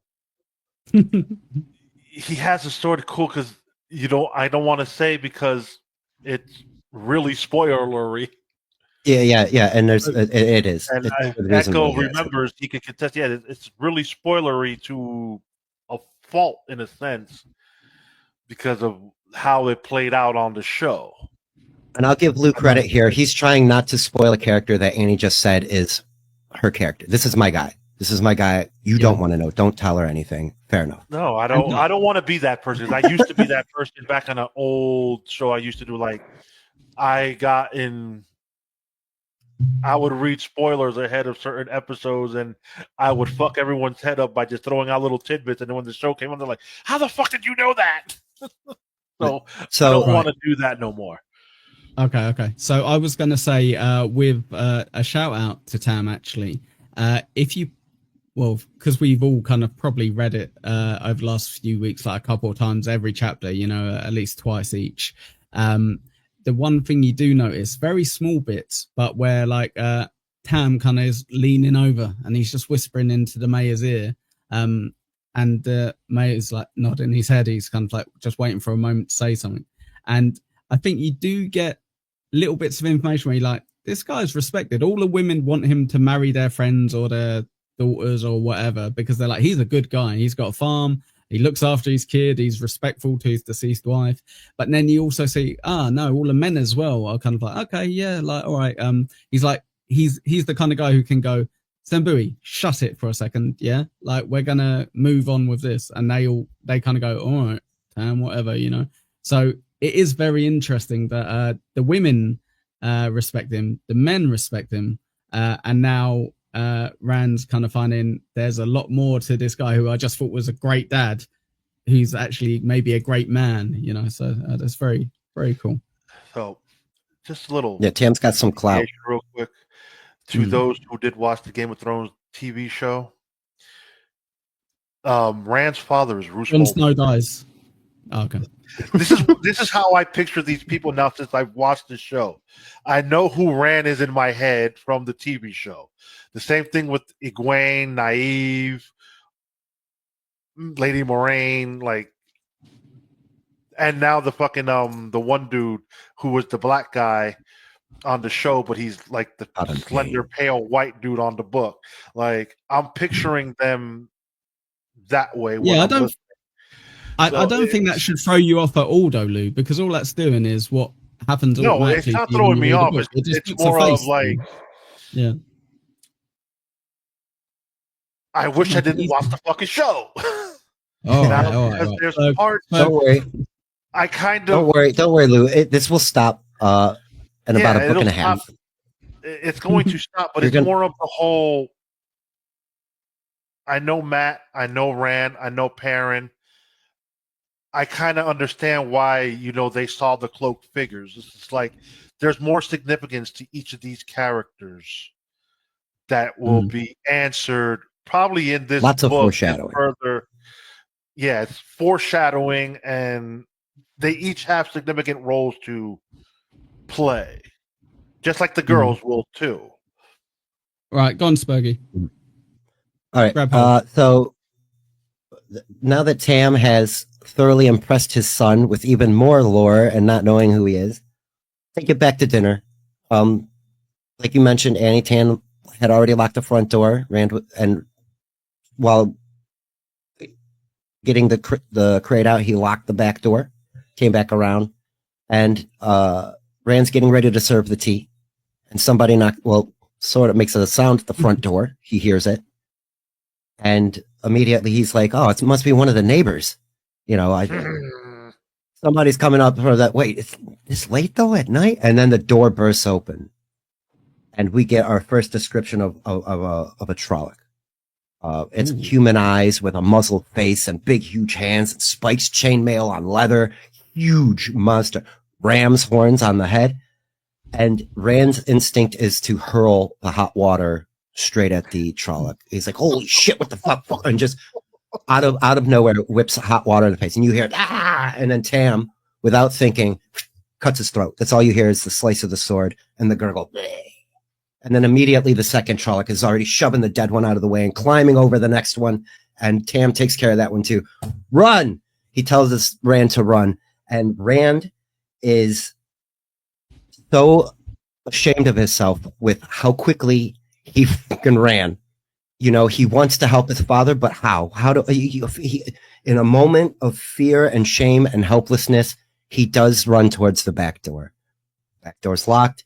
He jumps out the window and huddles up against the house. He hears the commotion inside. He peeks up over the window and sees Tam in there trying to handle himself. And then yells to his father, "Father, I made it outside. I'm safe." And then Oh, sorry. Right. Try not to die.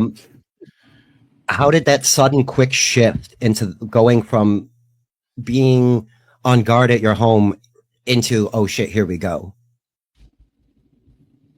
I think they did it really well. I think it was a little too choreographed. I think if they would have made it happen like 4 paragraphs sooner or something like that, because it's almost like a cartoon where it's like, and everything is gonna be fine.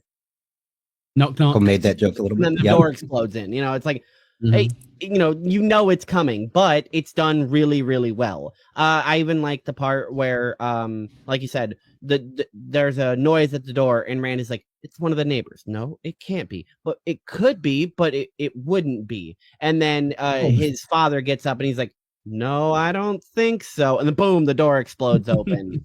And even though this is so far the longest chapter, it goes by the quickest because there's a little bit of preamble getting up to the house, and then suddenly it's like, all right, here's 15 minutes of crap happening. Ready? Go. For sure.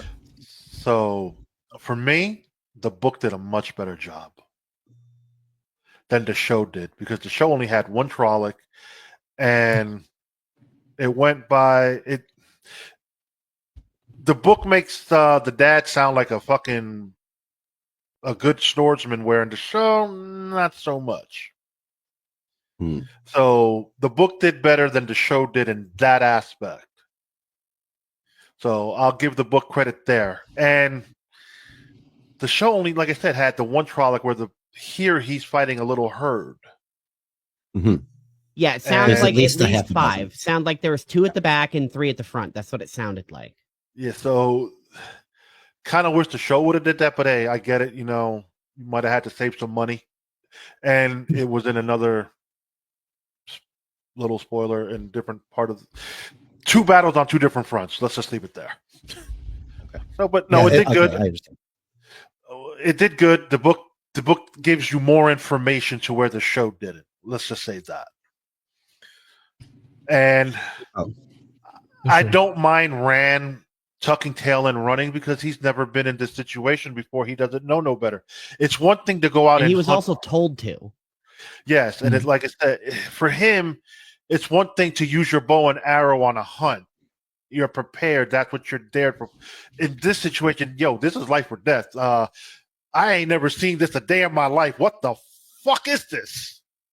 I would say as well, you're in close quarters as well, and as far as we're aware, he doesn't have his bow with him. Fair enough, he doesn't think about that, but also you're in close quarters, so you're drawing that back in a room with your dad behind you, trying to swing a sword at someone, which is already hard enough. It's hard because enough. it's described that Rand's bow is a particularly heavy bow made by Tam, and only a couple of people in the entire village can even hold that bow. Strong enough. Him, Perrin, and that's about it. Yeah, so I found it. I found the transition worked quite smoothly. I enjoyed it.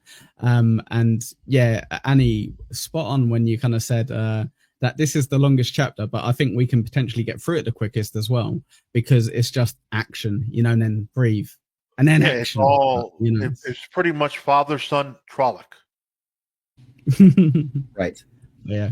Guns. So Rand curses himself as a Copland fool idiot for behaving the way he is.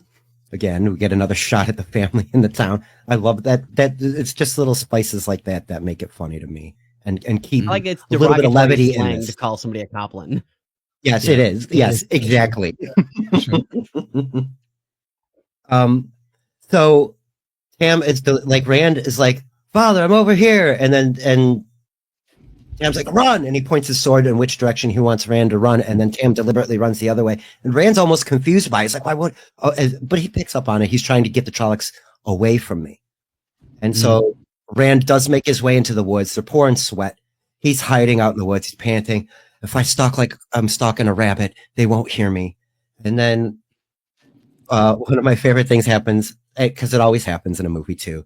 Tam comes up behind Rand and Rand starts freaking out. And he's like, whoa, I wouldn't have. Tam goes, whoa, boy, I wouldn't have done that had I known you've grown so much in the last couple of years. Watch out, don't hurt me, man. Don't hurt me. That was a good moment. He's like, God, that could have backfired. You could have snapped my neck. He realizes that he actually snuck up on a young man and not just a boy, even though we keep calling him boys up until this point. We get a little of Trolloc lore from Tam here. Yeah, we're getting another, and this is going to lead into a question that I have. Tam sits down with Rand and he's like, listen close. I've never fought one of these Trollocs myself. I've never even seen one, but I've been with men who have. They don't see so well in the dark. They hunt with smell a lot of times, and they're lazy. So if you just can outweight them, you might be okay. So they sit there for a second, and then Rand realizes that Tam is cut. I think he has one on his side and a little cut across his cheek. And Rand touches his cheek, and he's like, holy Jesus, you got a fever, man. This is not good. And Tam goes, 'tis but a scratch. Literally. 'Tis but a scratch. So Rand is like, I got to go back and get us some supplies. We can't just sit out here. You're sick. We need to get the cart and Bella, and I got to take you into town. And it's so cold. Rand picks up this. Yes, it's very cold out there. They're sweating from running, but the cold starts cutting real quick. Rand picks up Tam's sword because he's laying there, let me rest, boy. I'm not doing so great. I'm going to make my way back to the home. Because he takes a few swipes in the air. Fool idiot with a sword. I don't want to do it. But he does it anyway. And Tam grabs him. Don't. And then he goes, I got to go back. And he was surprised about how easy it was for him to pull away from Tam. Normally Tam's like, brick strong, man. right? But now he's weak. And he's already this weak from one cut from a Trolloc sword. So you're realizing here that Rand can now beat Tam at basketball. I think that's the father-son moment that we're having here. He's like, hey, yes, exactly. I won the first game of sport against you, Dad. Oh. But yeah. I think a quick moment is focused on both now and before when the sword is mentioned. When the sword is pulled out, there's a lot of detail given to it because you're supposed to pay attention to it. The sword is described as simple but elegant. Like it's only got one sharp side. It's got a little bit of a curve to it. It's plain, but it's ornate. It's described as like a mastercraft. It's like something that was made and then it was decorated, and it's like it's going to cut very, very well, and that's what it's for. Oh, and it's also pretty. Designed but kind of plain. Right?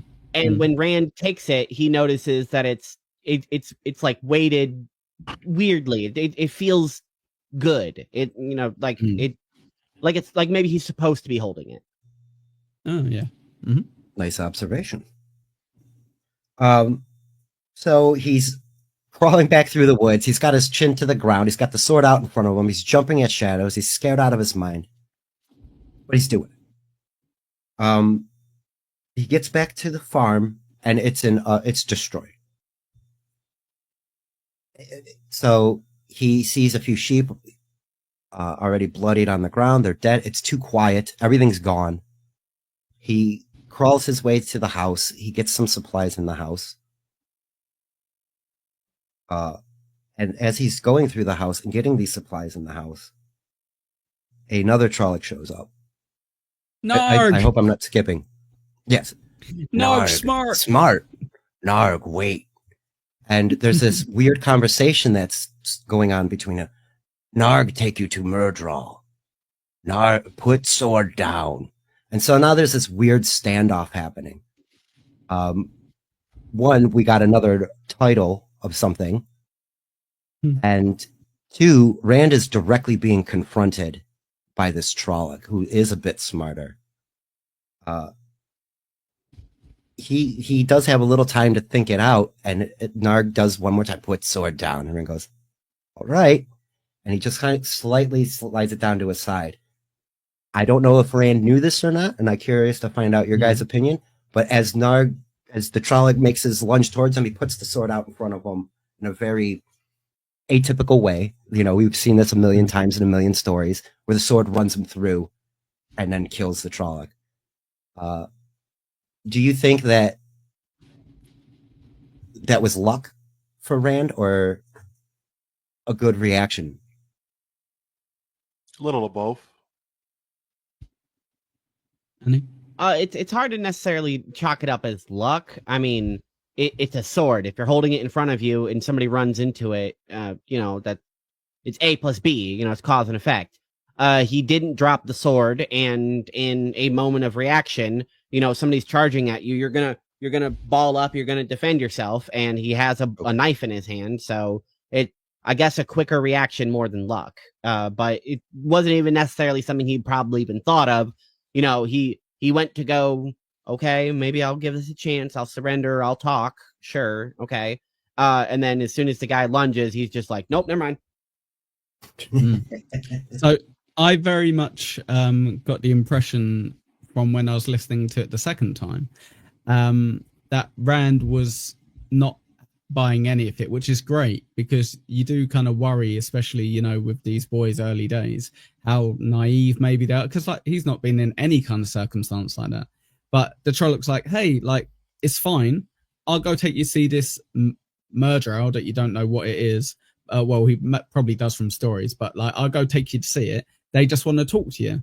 And Rand's, as far as I can tell, is kind of going, yeah, bullshit. But yeah, sure, bullshit. Okay. Yeah, okay. So I don't think for a second he's considering it. And I think he's just obviously a bit scared. So he's like, I'm not going to be like, no, get back, Trolloc, you know, or I'll kill you. And it worked out perfectly. So yeah, where Lou said a bit of luck, a bit of, you know, intention. The intent was always there, but I think he was kind of like, I don't know what he was waiting for, but he's kind of like, I'll wait until the opportunity arrives, maybe for me to run.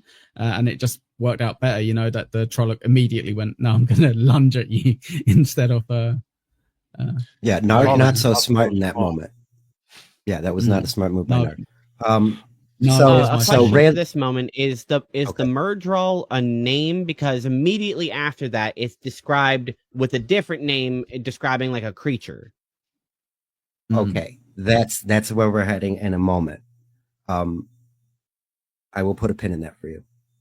So we find out that Rand lives. He's got the dead Trolloc on top of him. He has to heave him off. He takes the sword off. He cleans the sword off.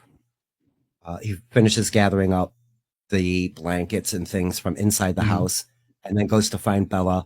Bella's gone. All the animals that aren't dead are gone. And he sees the cart has been knocked over, wheels, and this is something that is a little confusing for me, even listening 3 or 4 times. And I'll explain why. So he sees the cart broken, and he's like, man, how am I going to do this? And then the idea strikes him. So he knocks the cart over. I think it's upside down now, so the cart shaft is sticking out, and he can just drag it along. But he uses the sword like an axe to chop away wood off the cart to make it more amenable for him to use. And he notices specifically, as he's chopping this wood with this sword, and it's hard wood, they make a mention of it, it's not dulling. It's not even, he goes and licks the sword and it cuts his finger like it's a razor blade. God damn, it's a nice ass sword. Like you were saying, it's a master crafted sword. And I found that to be interesting.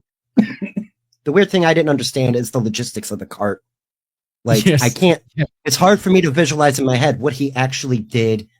Because now it's just like a stretcher to me. Like, he just turned it over. It's a wood stretcher, and it's got like a draggy piece of wood to it. I think to your point, it's also not described how big of a cart it is. Like, you know, if It's also not specifically told whether it's the same cart that they brought all the stuff into town in chapter 1. If it is, and it's probably pretty big, which makes it more confusing. How did you do this? Wait, what's going on? Yeah, Right. so I think that's what I mean. Did he just I go think over with to regards- to it like Halo and press X to flip? No. You put it. I think with regards to this, it would be pretty hard to go. Just by the way, I'm gonna fully describe this cart, and then I'm gonna fully describe what you'd have to do to it to make it easier for a person to take away. But I assume we're supposed to go right. It's a big old cart that attaches to a horse. So he got rid of all the stuff that attaches to a horse, essentially.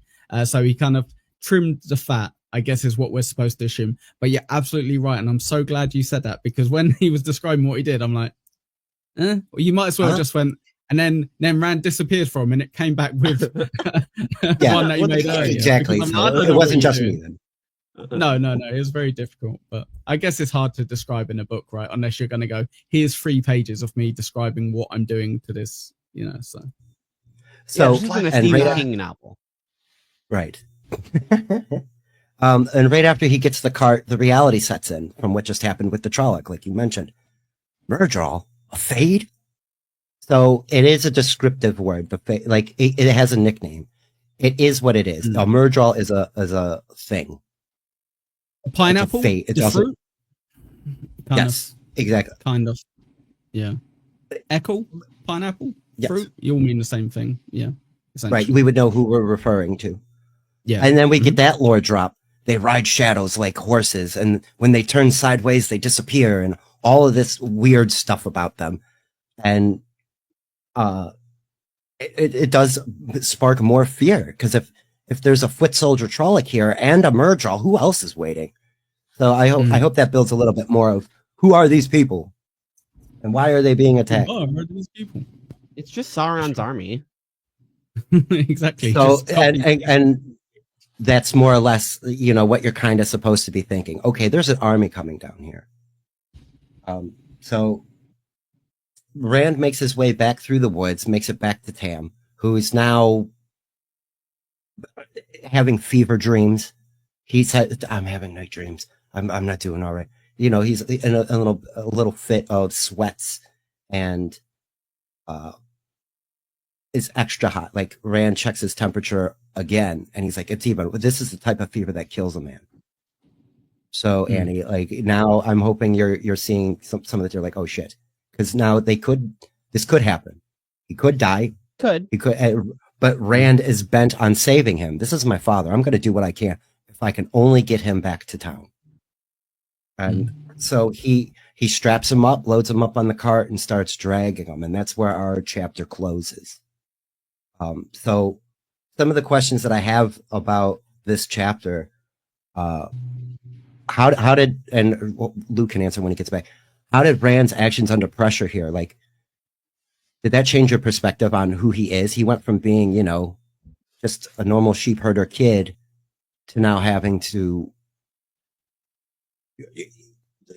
things went from being storybook fairy tales to a quick reality. Did that change your perspective on how he handled that? No, not at all. It seemed exactly natural. He thought that maybe something could happen, but he didn't have any suspect that it was going to be raiders breaking into his house that also happened to be giant creatures. It wasn't necessarily on the list. Something was probably going to happen, and they were prepared for it. They weren't ready. And then once things start happening, if you don't have training, if you haven't dealt with this before, you go on not even always instinct, because you don't have instinct for this type of thing. So you just go on impulse. And the first thing that is told to him by somebody he trusts and looked up to and whatever is run. You can't handle this. I probably can't handle this. Run. And Rand is trying to do that, was unsuccessful because his first attempt is running to the back door, which, oh, right, of course, Dad just locked this. Duh.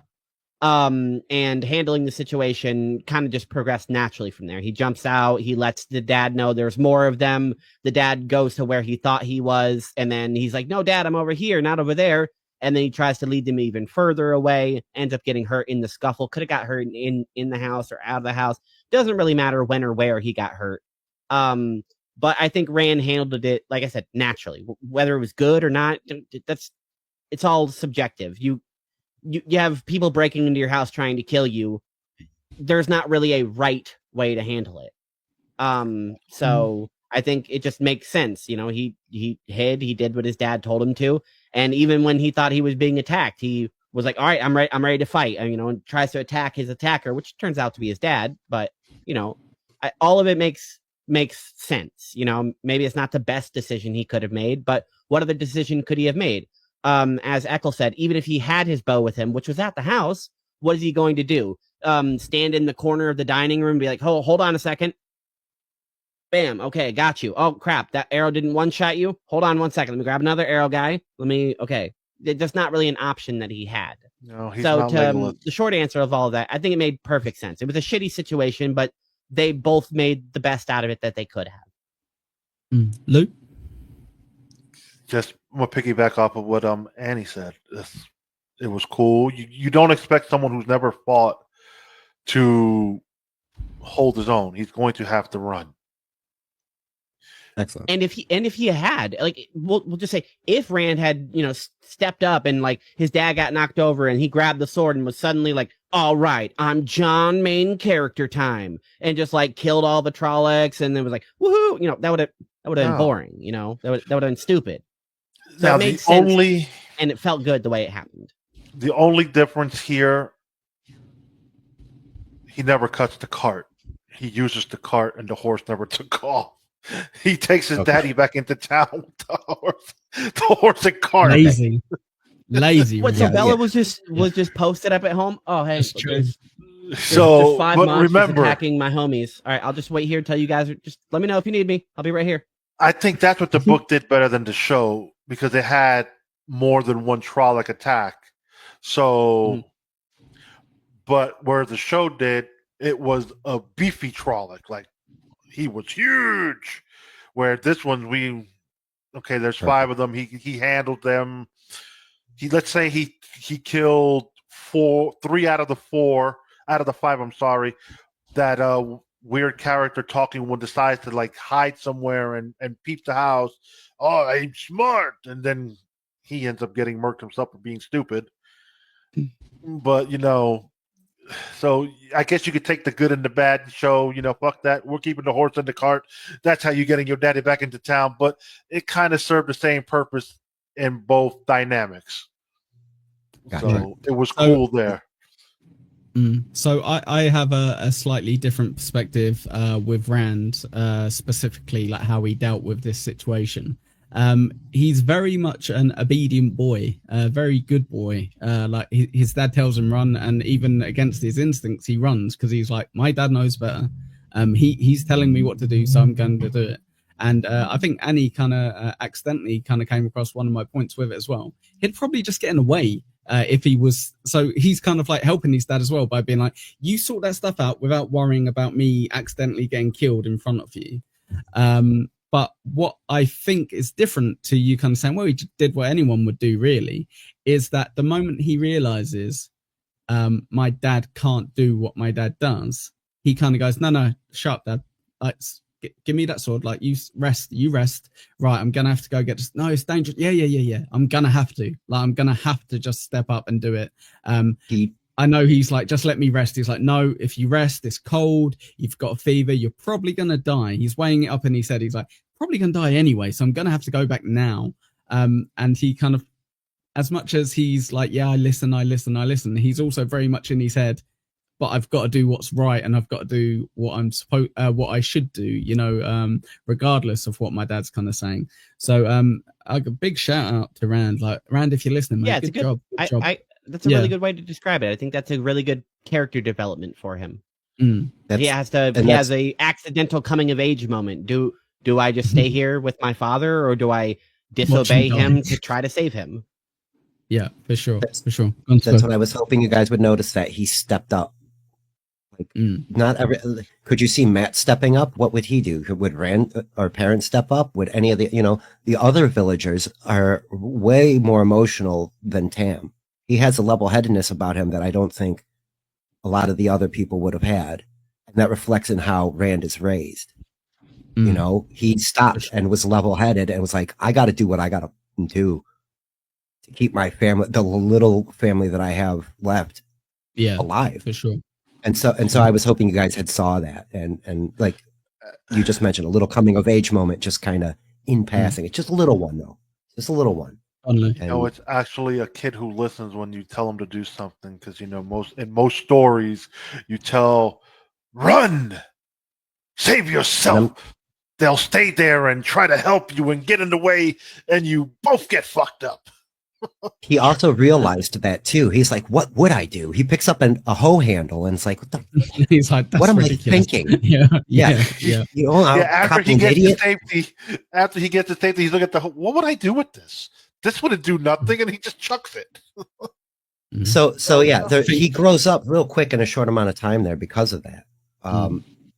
You guys started to talk about it here a little bit. Lou, you brought it up. There was one huge Trolloc. I want to ask Annie first, because I mentioned it last time. We heard Trollocs. So what was in your mind when you heard the name Trolloc earlier versus what was described to you in the book? Did you expect it to look more like generic or something, I suppose I would ask?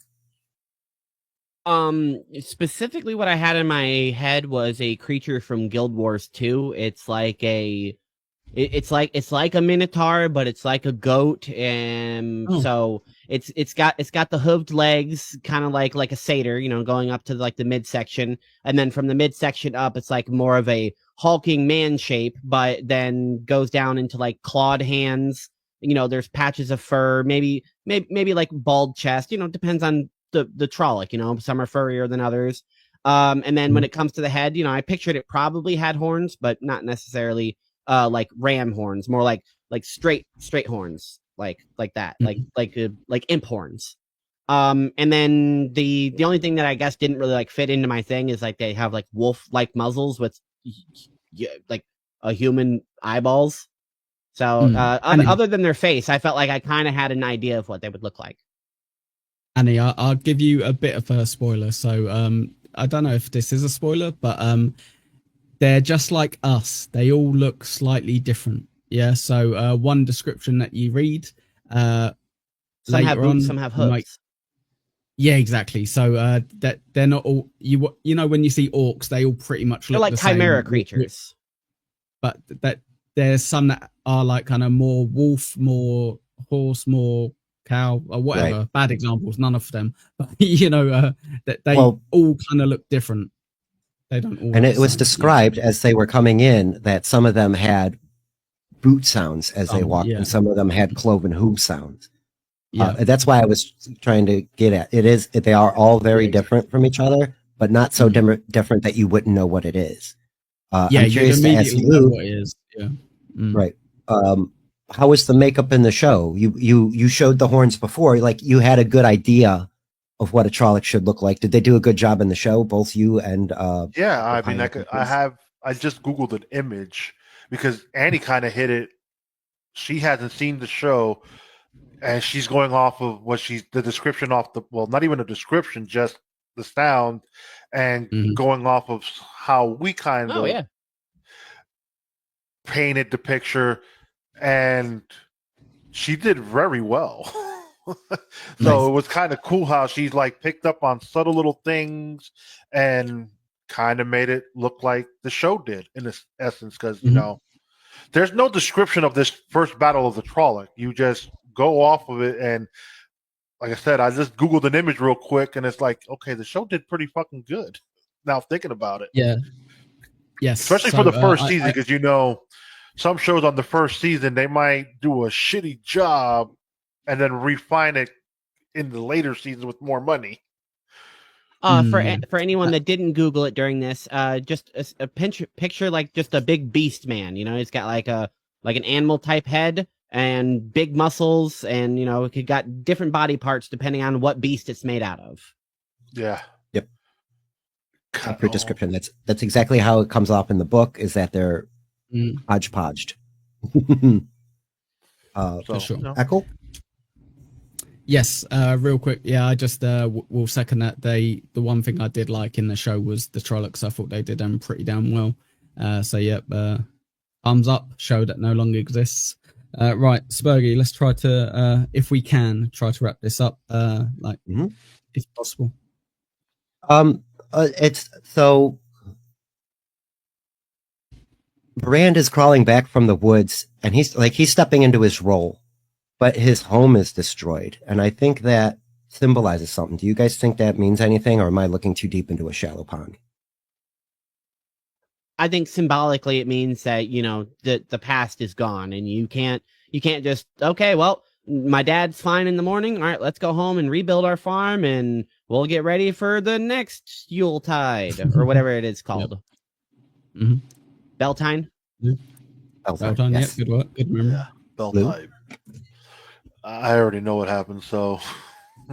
But that's why I'm asking more of a philosophical. Yeah, it's a question. It's more of you know what? It's setting the path for the future. There's no more time to look to the past.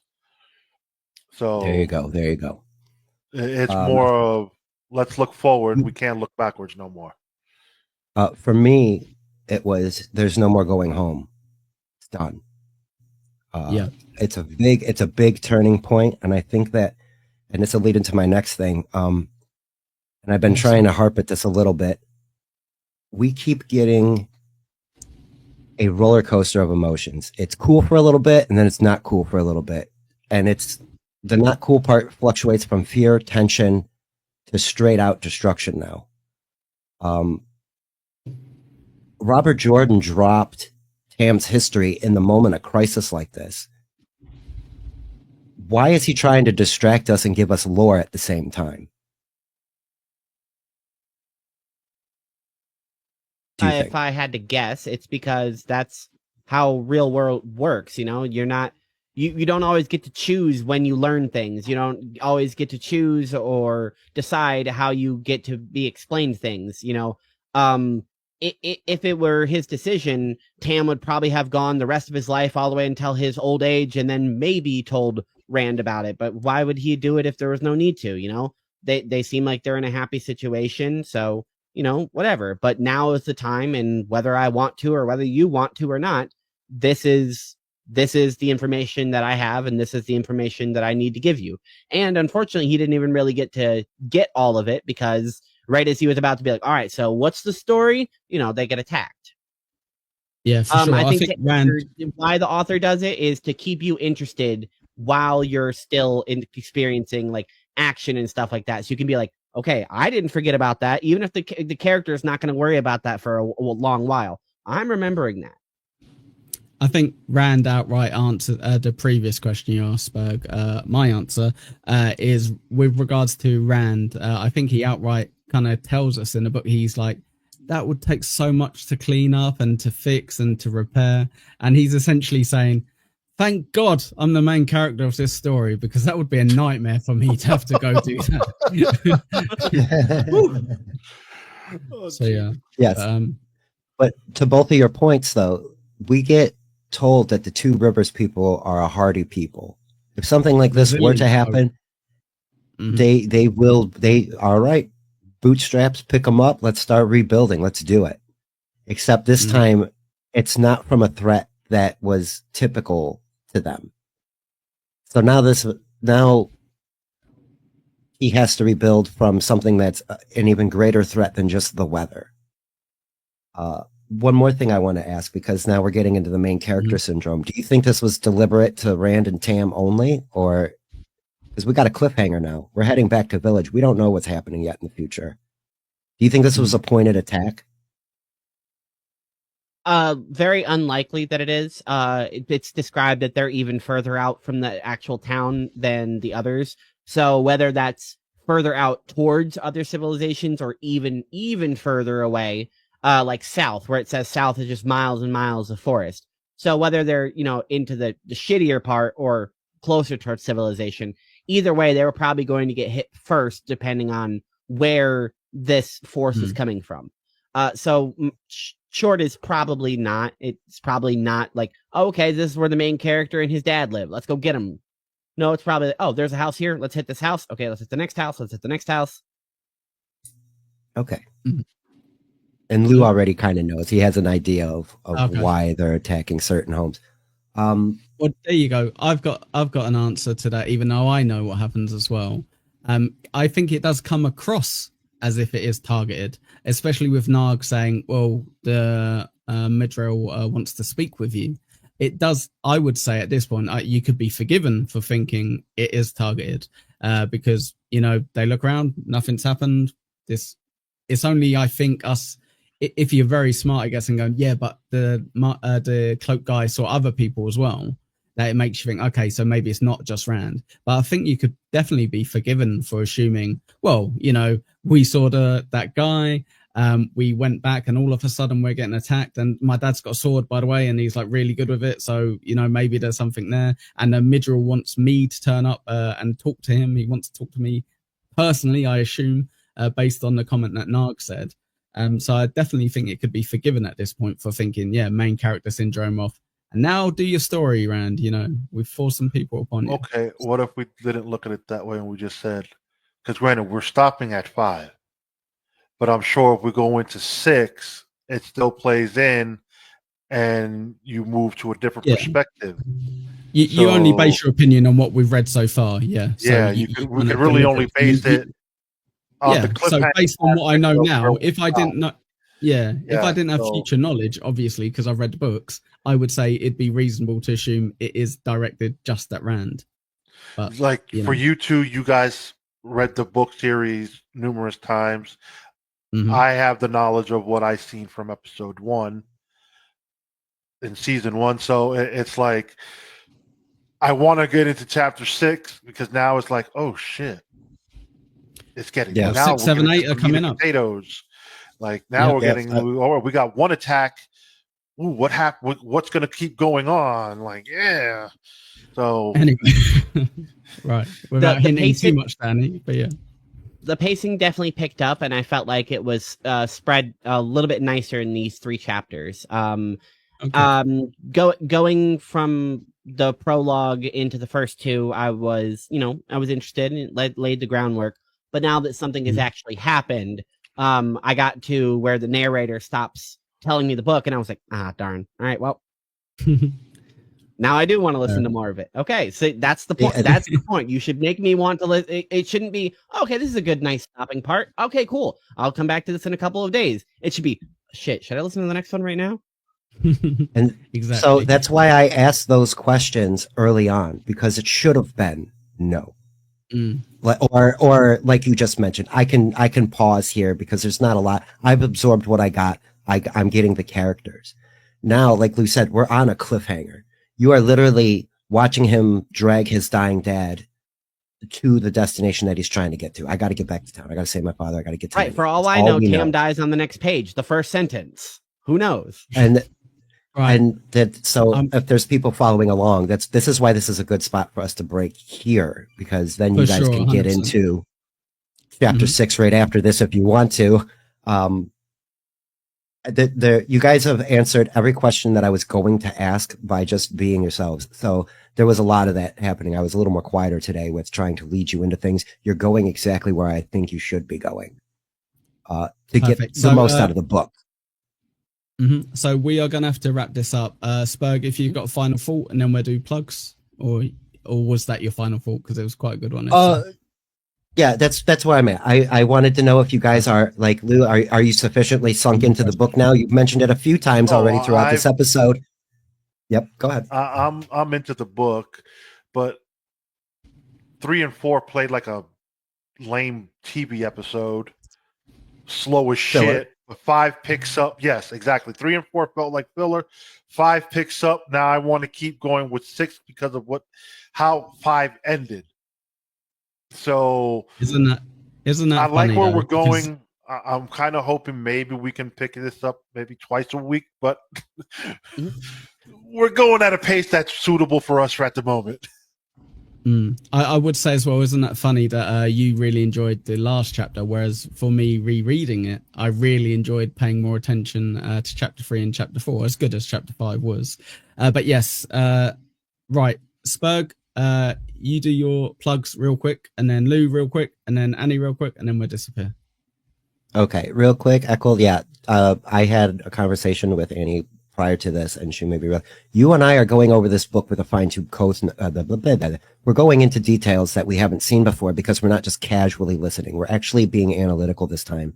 And yeah, I call them filler chapters for Lou because that's exactly how it comes off. But when this book is designed, or this series is designed for you to come back.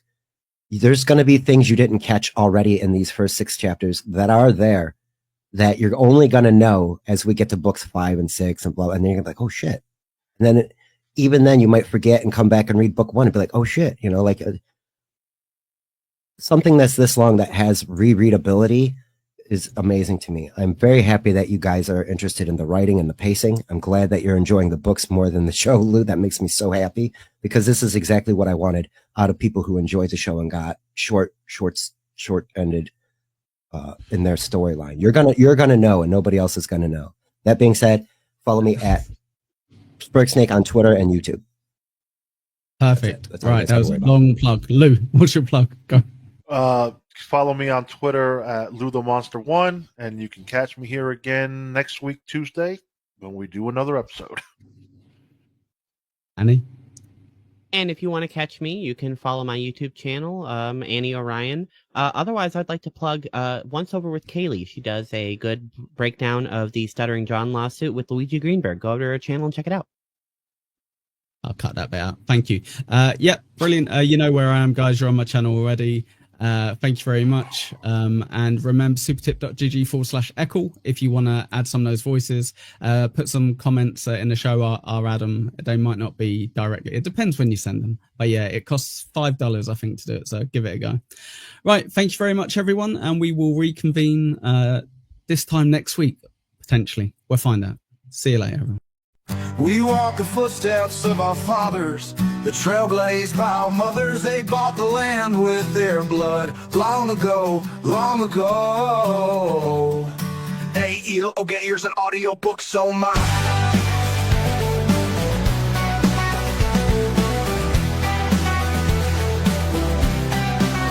Oh, sing of Manetheren. Oh, weep for the blood of Ammon. Oh, cry for Manetheren. Long ago, long ago. Aiel, Ogiers, and AudioBooks, oh my.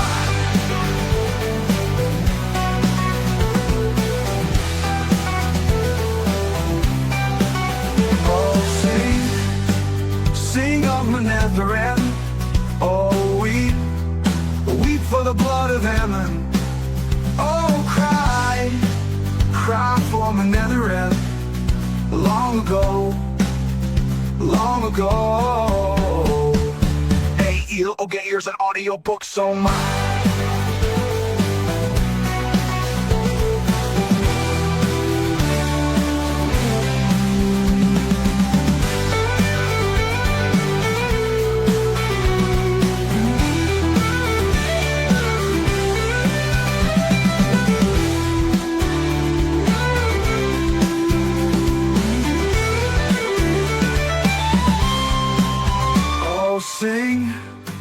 Sing of Manetheren. Oh, weep for the blood of Ammon. Oh, cry for Manetheren. Long ago, long ago. Aiel, Ogiers, and AudioBooks, oh my.